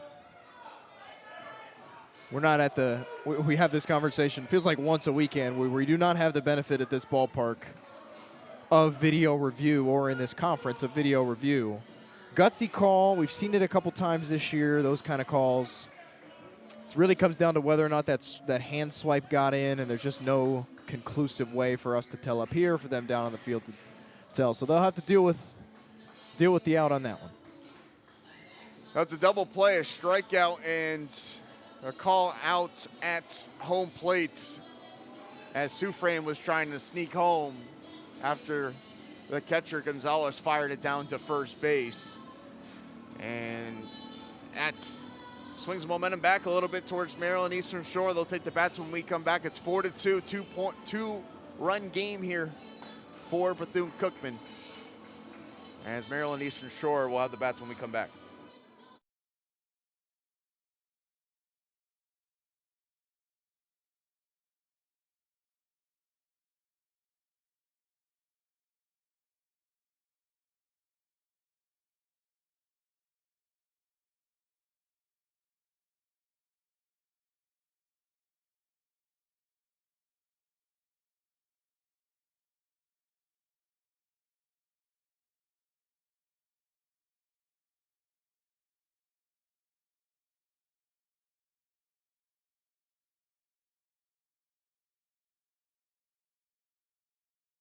Oh, goes 2-3-1. Welcome back. Hawks have the bats here. Smith, Lackiston, Brown due up, and Xander Boccabello almost hits the leadoff hitter in Smith. Bullpen action in both sides here. That one slapped the other way, but right into the glove of Rivera, who makes the catch. Now you have to be really careful, because we talked about it last inning felt like the UMES, all they needed was one big push of momentum, and they got it with that last play. Yeah. So you got to make sure you keep them quiet here. A strikeout and then a throw out as Sufrain tried to swipe home on the throwdown to first on the strikeout. He was called out, and that ended the inning. Wildcats added one, though. Make it a 2-run game, 4-2, BCU. Big cut and a miss there from Blackiston. He's got a double and a strikeout here tonight.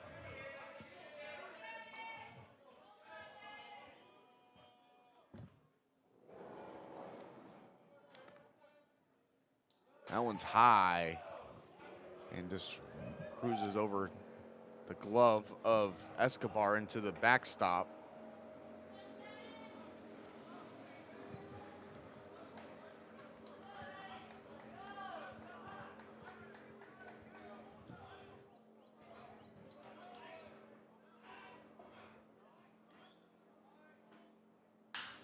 That one's fouled deep. Would have kept that straight. That would have been home run territory there. It's a loud strike there. 1-2.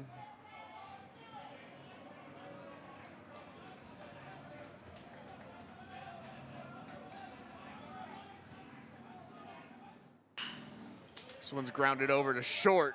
It's going to be a long throw, and they got him. Poyedo with a nice throw to make the play. At the plate, left fielder. Sufrain number hands 6, stuck in there, Jason Brown. and 2 down.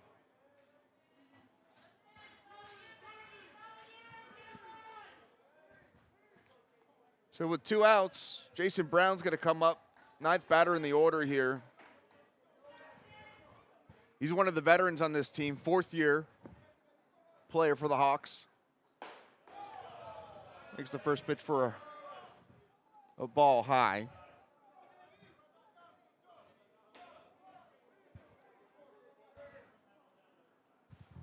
He reached on an error and backs away on that one. 2-0. Popped up in second at bat in the 5th.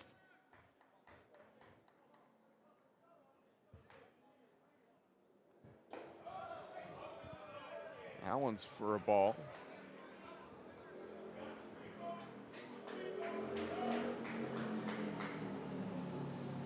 Three and 0. Bacabello trying to pump in a strike there. He does. 3-1.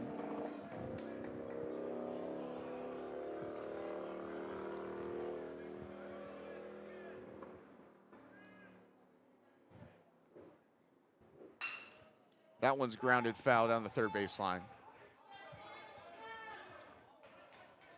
Count runs full now with 2 outs.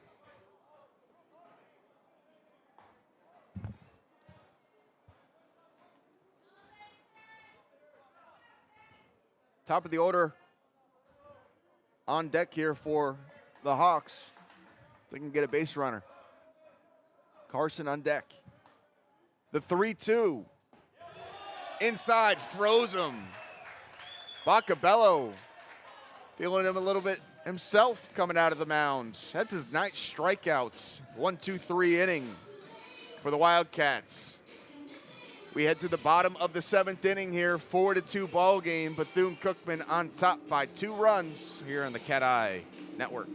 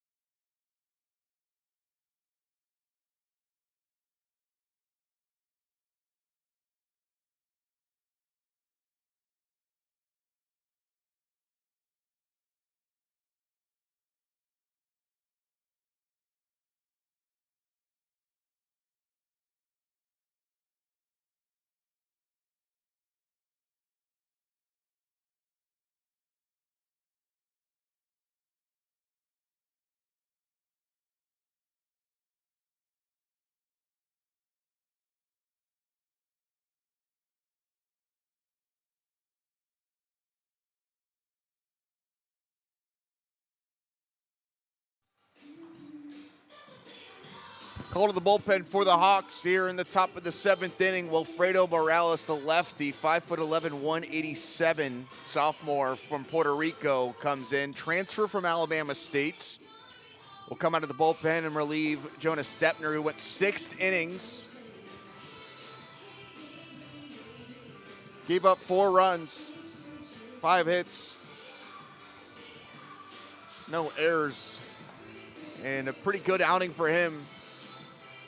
Had a shaky first couple of innings, but kind of settled in and was fired up coming off the mound a couple of times, and got some big production from him late to keep this a tight ball game. A call to the bullpen for the Hawks, as the Wildcats will have Vasquez, Rivera, and Rodriguez due up here. 9, 1, and 2 hitters due up.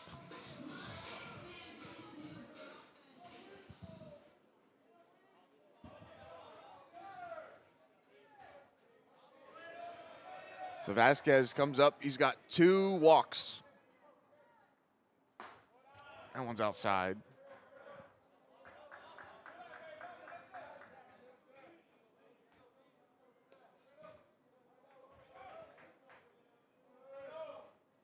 He scored back in the second inning. Game's third run. Made it 3-0 Bethune-Cookman. Holds off on that one, 2-0. Morales in 2024 at Alabama State made 7 appearances. 5 2/3 inning, 5 strikeouts.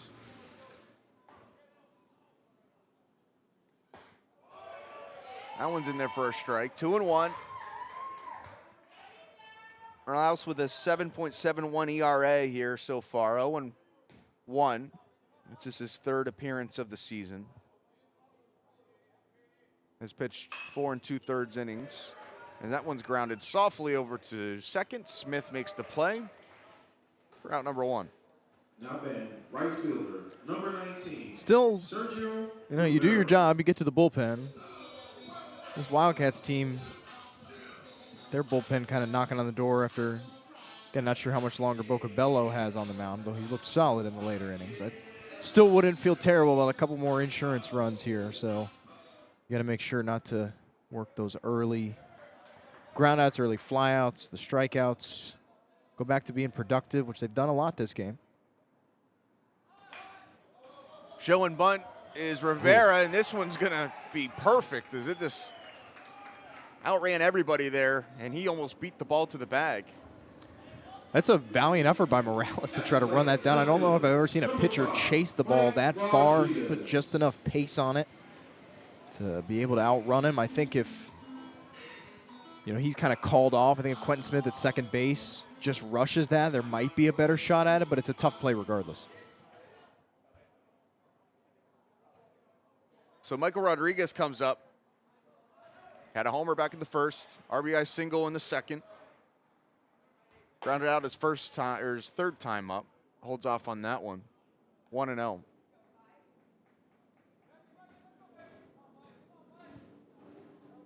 Stepner also ends the night with 5 strikeouts.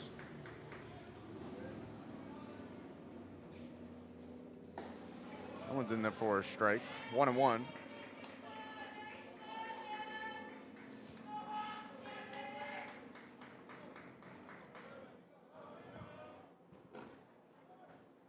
Wildcats looking for some insurance runs. Only up by 2 here. Runner goes.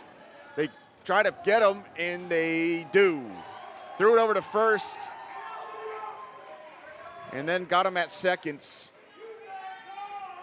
And Rivera goes down on the base pass. Route number 2. Yeah, it's kind of a weird one. A little pick off. Yeah, Run down sort of thing without the rundown piece. Uncharacteristic base running there for the Wildcats. first time Rivera's been caught this year. He was 4 for 4 swiping bags this year up until there. But yeah, the pickoff was timed perfectly there, and it was an easy tag out at second. This one's grounded over to second. Nice grab by Smith. Fires over to first. Did he keep his foot on the bag? He did. Nice stretch by Aponte. And Maryland Eastern Shore gets out of that jam. We head to the 8th inning, 4-2 ball game. Lots of energy, both these dugouts showing at times. Maryland Eastern Shore will have the bats when we come back. 2-run game. Heading to the 8th here in Daytona Beach.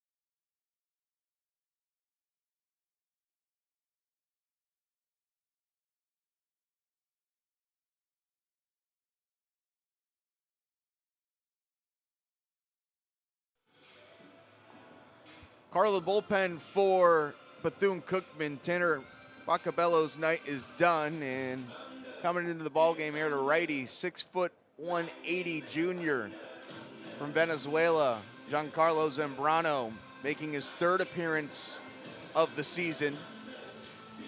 Has pitched 4 2/3, has given up 5 hits, 2 earned runs,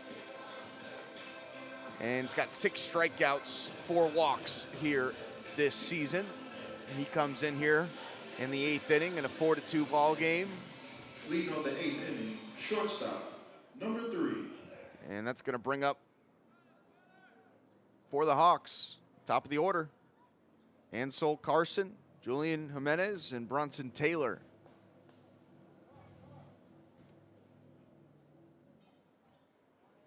So Bacabello goes 7 innings. Leading off, shortstop, number 3, Ansel Carson. Finishes the night with 9 strikeouts. Gave up 2 hits, 2 runs, none of those earned. Had an error and a throwing error there that led to a run. Only had 1 walk. Yeah, we've continued to see Bocabello really round into form, and Bocabello Zambrano, that's really your 1-2. Go to the bullpen and then attempt to get to Pablo Torres in that 3rd spot. So I think by season's end, this is going to be the Wildcats' recipe for that big game success. That Friday night starts you off strong on the weekend series. Quickly 0-2. And fouled away. So your final line, 7 innings for Bacabello. 2 hits, 2 runs, none of those earned. 1 walk and 9 strikeouts, so a solid night for him. And without those errors, back in that 4th inning, probably would end up being scoreless.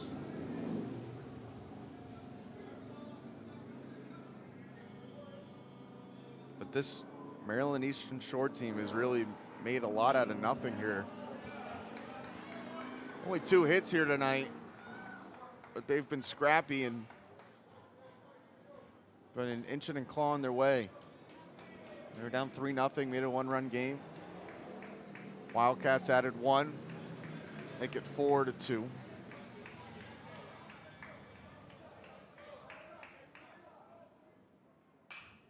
Arson fouls that one back.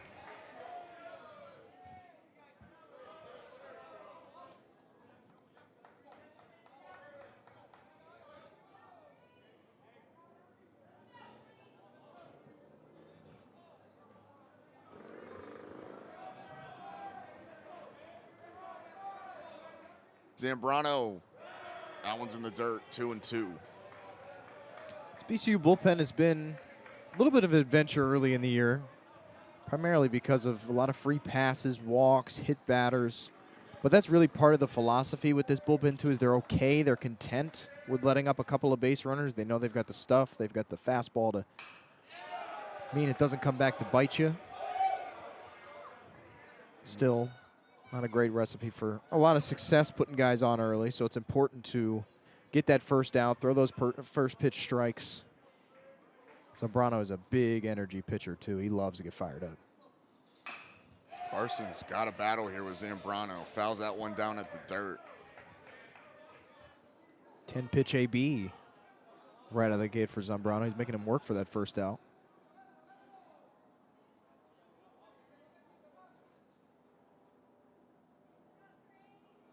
And that one, I think, went off of Carson's foot, so just checking in on him. Looks to be okay.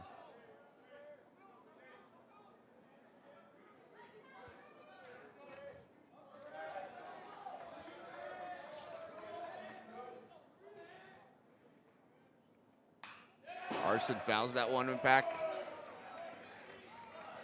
Once again, Ansel Carson, 6'3", 205, redshirt junior, transfer from St. Mary's College of California.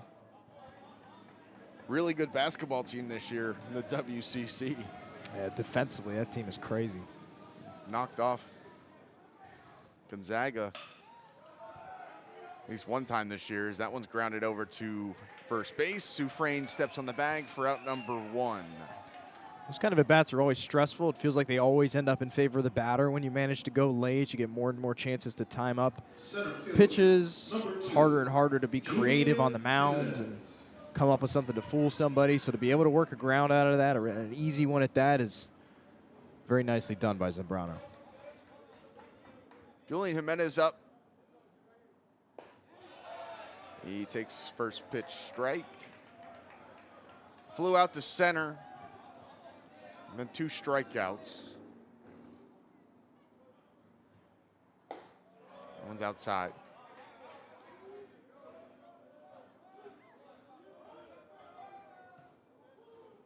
Top of the order here for Maryland Eastern Shore hasn't been too productive here tonight. That middle part of the order has been the part that's given the Wildcats some trouble.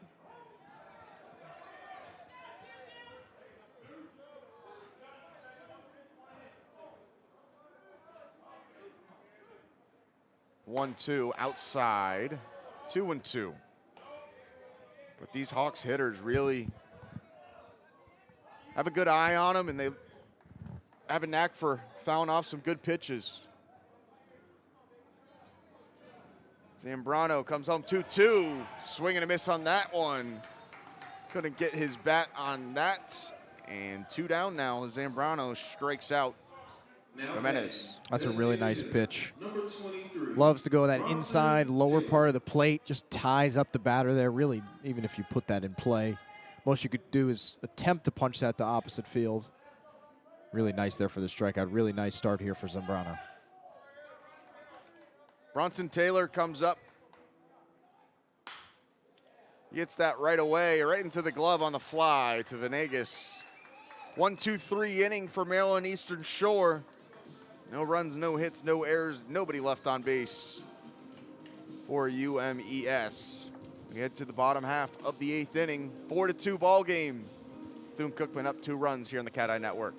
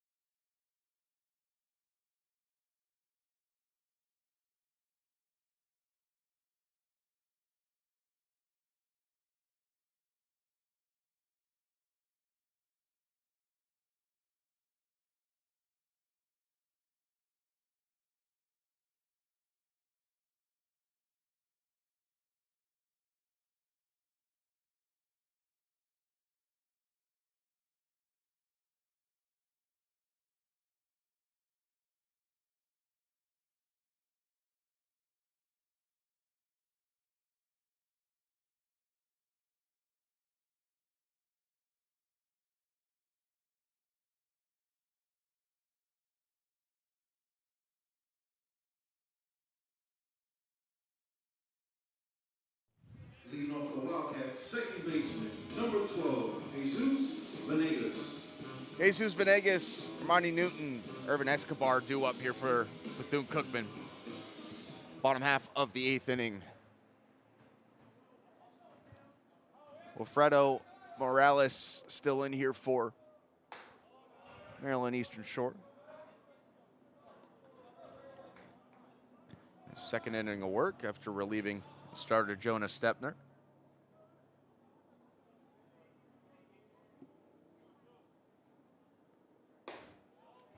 Vegas holds off on that one.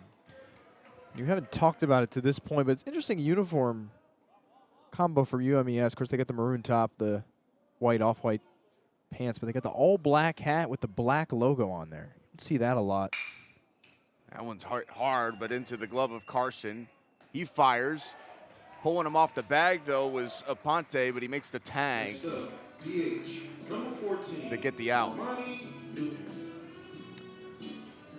That's another part of this UMES team that you see the growth, you see what's going to make them a team that, especially once they get into conference play, really like a whole lot better than you did a year ago. Is the defense has really been solid. They got some guys, some athletic plays, stretching, showing off the range.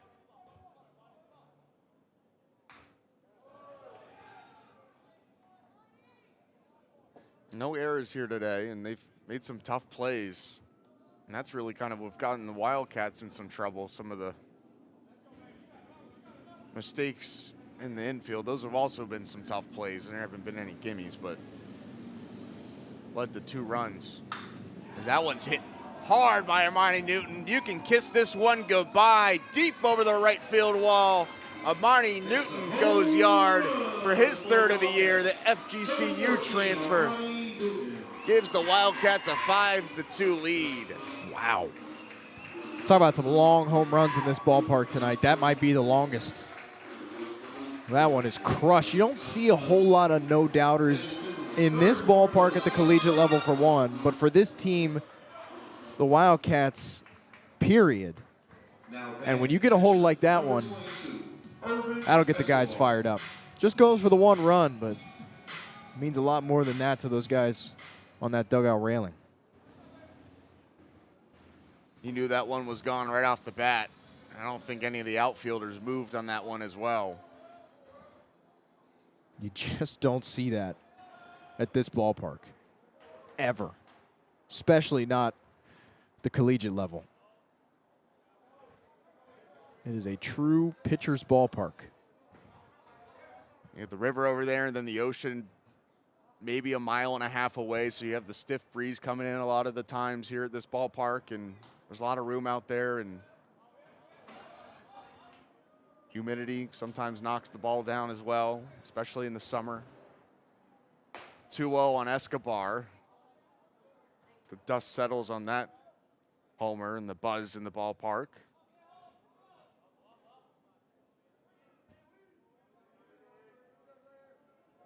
Newton had a 2-run homer, or 2-homer game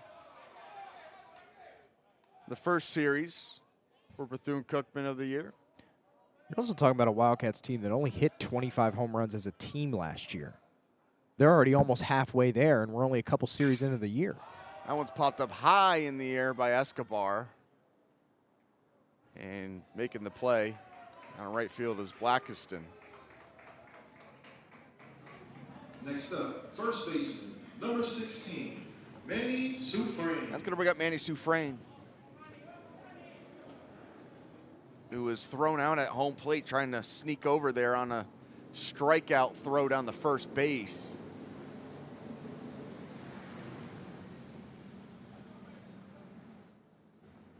It was a bang-bang play there.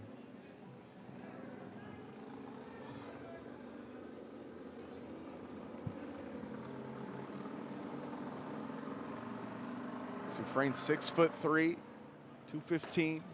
Miami, Florida native, holds off on that one, 2-0 to get ahead. Soufrain's got a single, ground out, and he was hit by a pitch his last time up.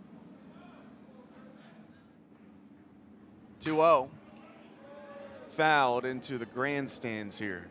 Out of play.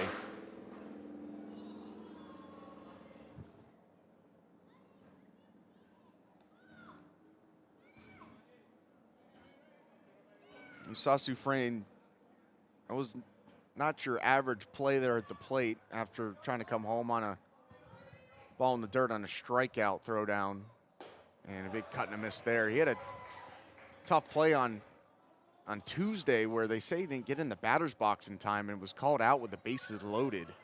Talk about 2 of the biggest momentum plays we've seen early in the season. Those are tough ones to be a part of. The one tonight, at least, is debatable.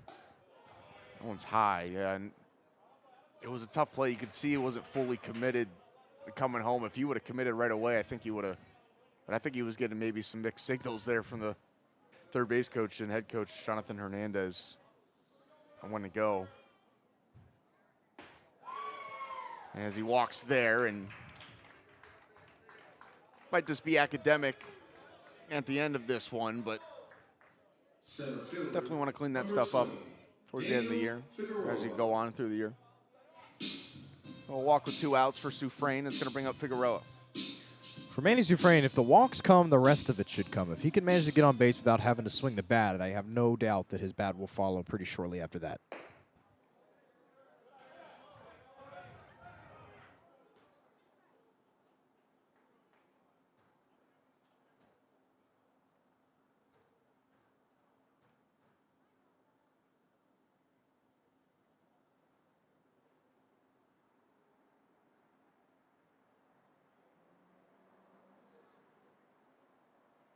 Cool night tonight, but not as cold as we thought it might be earlier in the week. We thought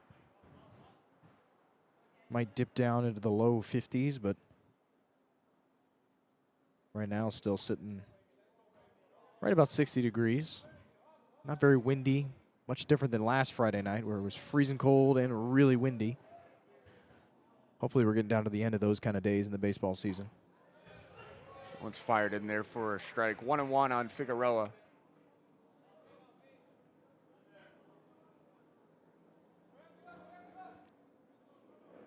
Morales, who came in, start the 7th inning, fires in another one, 85 miles an hour. Figueroa showed bunt, pulled back.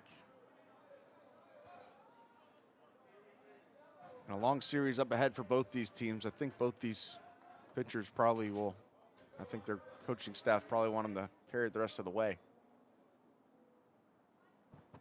That one's just inside. 3-1 now.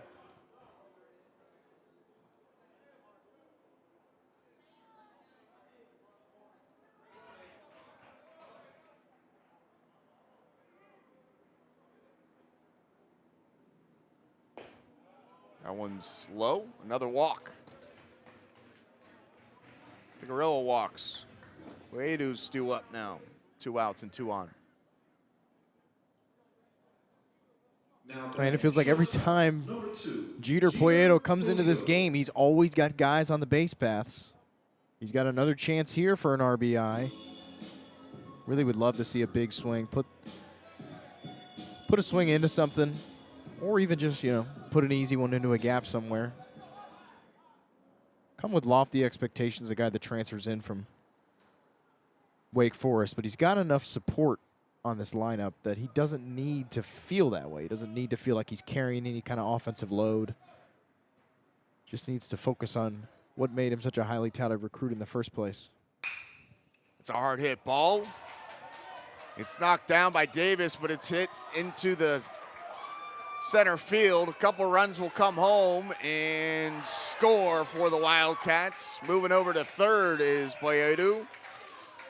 And the Wildcats break this one open, up 7-2 now, as Jeter Puedo gets a big hit there. Yeah, and I think that's a really tough, unfortunate break for UMES. I think if the third baseman there, I think if Davis doesn't get his glove on that, that's a much better. If that just goes out into left field, and that's 1 run probably, most. Maybe Puedo goes down to second on the throw. But because he knocks that down, he kicks that right in the middle where there's absolutely nobody there to get it, and it goes for 2. But if that's a momentum-type swing in the BCU career of Jeter Puedo, then I think he'd take that. It's a base hit either way. It's a really tough play to make out there at third. It's certainly not going to go in as an error on Davis out there, but just a really unfortunate break. And it seems like when you're a team like UMES that's had so many struggles over the last couple of years, things have a tendency of not bouncing your way often. Yeah, that's a tough break because normally you just knock that one down, it stays in the infield. That doesn't score 2 runs there, but the way that ricocheted off of him into center field, no man's land, really made it tough. Jose Fernandez in here, taking the bat for Peter Vasquez.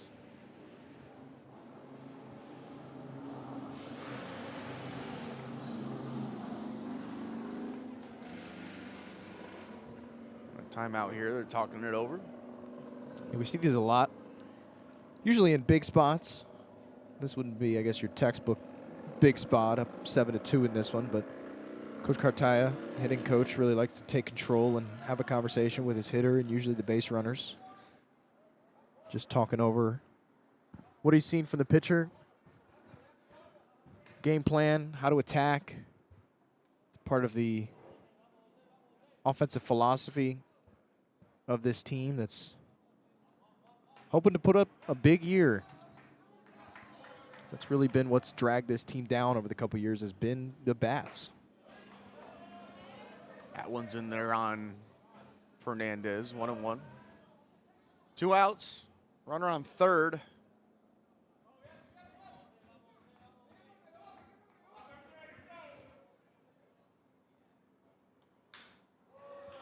Fouled out on the dirt. Toledo standing at third, 90 feet away. A lot of credit to the Wildcats, too, for doing all this with 2 outs, because as much as we give them grief for allowing runs with 2 outs, to be able to turn around and do it, always impressive with no room for error. 1-2 is hit right into the glove of a diving Smith at second base. Quentin Smith makes a diving catch to make out number 3. Not before 3 runs come across the plate. For the Wildcats, a home run and then a big hit by Jeter Poyeto plates 2 more runs. It's 7-2 as we head to the 9th inning here in Daytona Beach, here in the CatEye Network.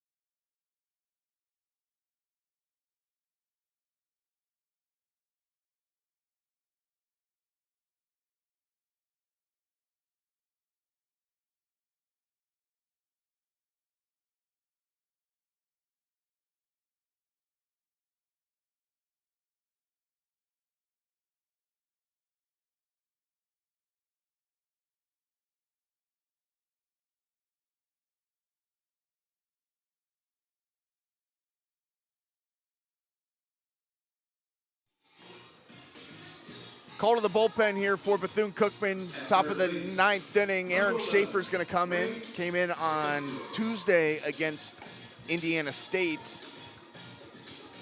Making his 4th appearance here this season. Threw 2 innings on Tuesday. Gave up 2 hits, 3 earned runs. 3 walks and a strikeout. So looking for a nice and easy inning here to close this one out. 7-2 is our score. Bethune-Cookman on top. And also, Ronaldo Palencia is going to move over to third base for the Wildcats. And Jonathan Gonzalez is going to lead it off here for the Hawks, who are down to the last 3 outs, down by 5. Yeah, I think you're trying to save Giancarlo Zambrano for potentially another look this weekend with the 3 more games coming up in this one. So I think this is a smart choice with the game seemingly in hand now to give way to Schaefer, give him a chance to get some action in and some low leverage opportunities, try to work his way back to the back end of the bullpen. Quickly ahead 0-2. Yeah. Giancarlo Zambrano looked good, looked strong in his work out of the pen. 0-2 is jammed him, and he fouls that one away.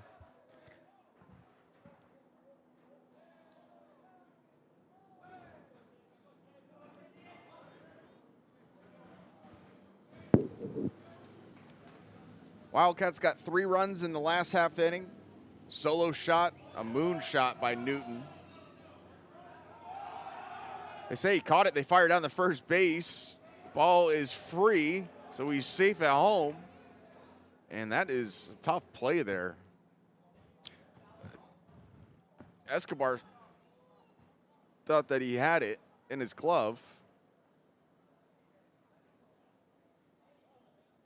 This is another one where I think we're going to have the officials come in and talk about it, but I don't think it's going to result in any change. It was a late throw over by Escobar, leads you to believe that he thought that he had it.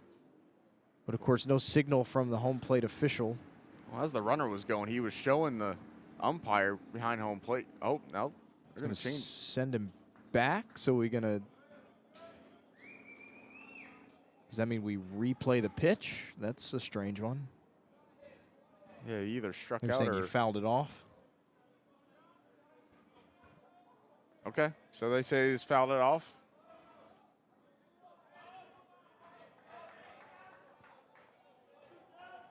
Just had some stream ones here in the last couple days. As that one's in there for a ball. 1-2.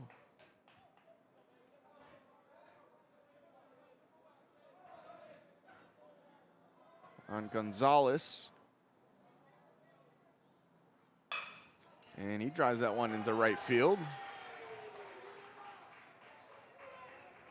For a base hit with no outs. That's going to bring up Diego Aponte. Well, it gets a new lease on life there with the called foul and makes the Wildcats pay for it.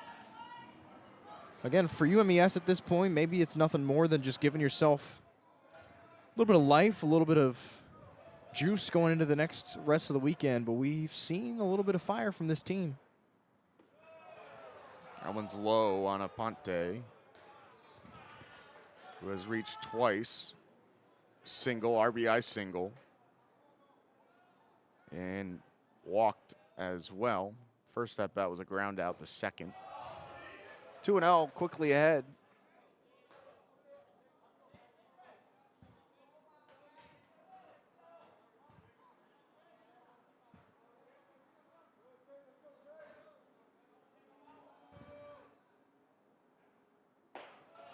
One's in over the plate for a strike, 2-1. So these 4 insurance runs that Bethune-Cookman has put on the board.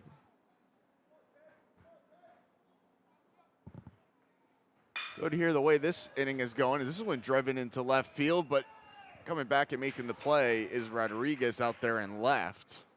Gave that one a good ride, but Rodriguez picked that one out of the night sky for out number 1.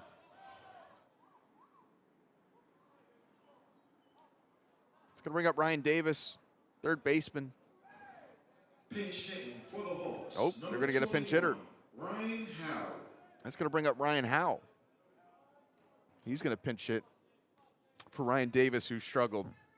He's 0 for 3 tonight with a fly out, 2 strikeouts. So Ryan Howe, veteran on this Hawks squad, comes in. Takes a first pitch strike from Aaron Schaefer.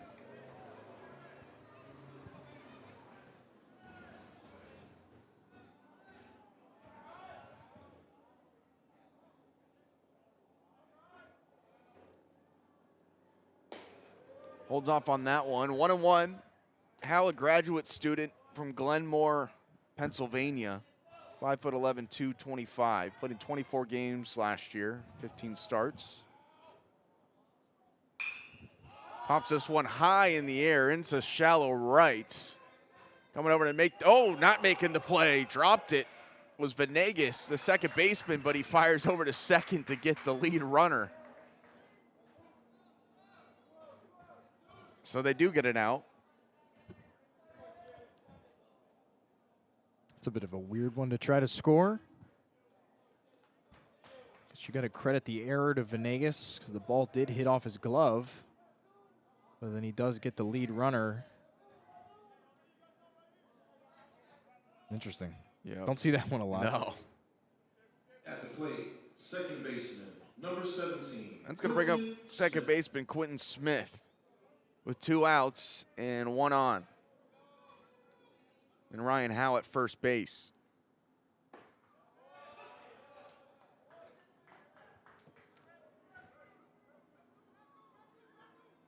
It's a 4th error by the Wildcats infield here this afternoon, or this evening.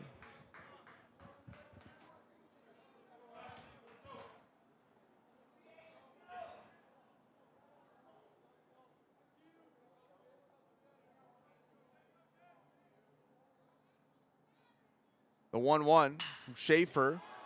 Popped up high in the air in the right field. Rivera back to make the catch, and this one is over as Bethune-Cookman wins it 7-2 here in Daytona Beach. They scored 2 runs in the first, a run in the second. Maryland Eastern Shore adds 2 in the fourth, and a run in the sixth, and 3 runs in the eighth.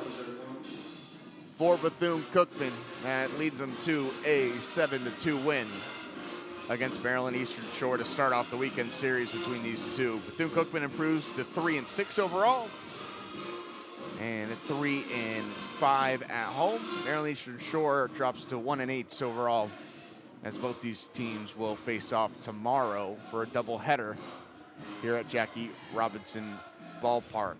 It was a good win. It certainly doesn't seem as much of a blowout as the 7-2 would suggest. We certainly saw a good amount of fight from UMES. Defensively, a little bit of a struggle, a little bit of an adventure for the Wildcats tonight. Certainly some stuff to clean up there. But Bocabello, man, is an error away. Sure, the error might have been his fault.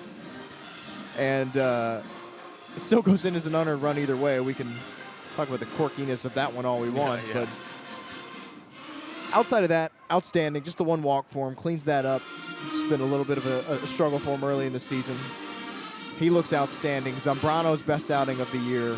He's going to be a great setup guy, first guy out of the pen in the games that matter. And then, of course, the lineup does its thing. We see another 3-home run game. That's the second one we've seen from the Wildcats this year, and that's something we hadn't seen outside of the SWAC tournament, which smaller ballpark, short porch, SWAC-level competition, and some really tired bullpens out there. We almost kind of threw those out.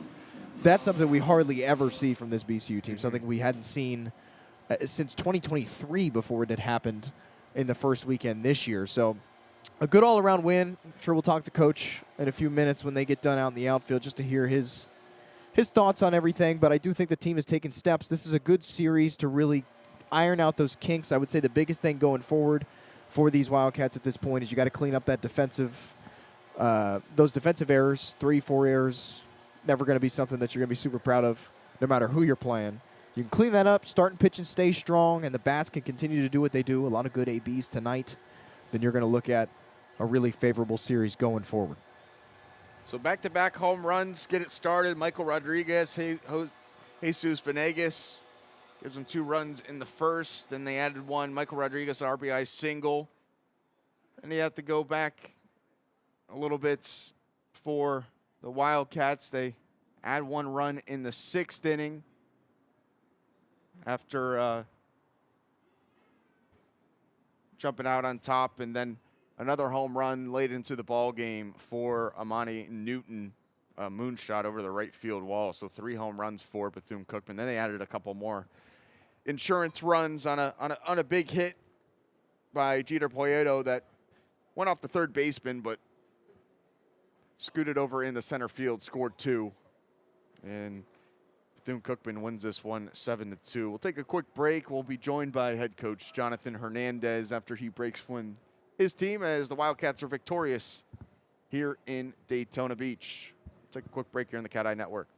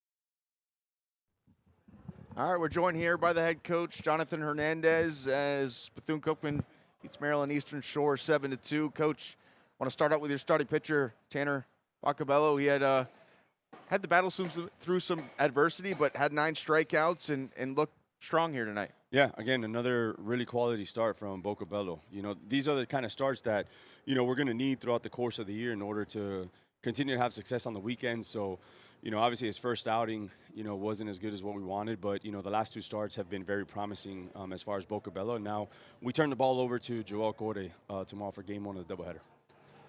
Fielding, there were some tough plays out there, but there's a couple errors out there I'm sure that you want your guys to maybe clean up moving forward. What you see from that aspect of that game? Yeah, in that inning that they scored the 2 runs, right? Routine ground ball to Manny, and, you know, he just kind of comes up a little bit, makes an error, and then, you know, bunt down the third base line. Just Boca kind of rushed it a little bit and then, you know, airmailed it to right field. But then again, right, Sergio Rivera is at a place where he needs to be, you know, and just kind of prevents them from staying at second and third.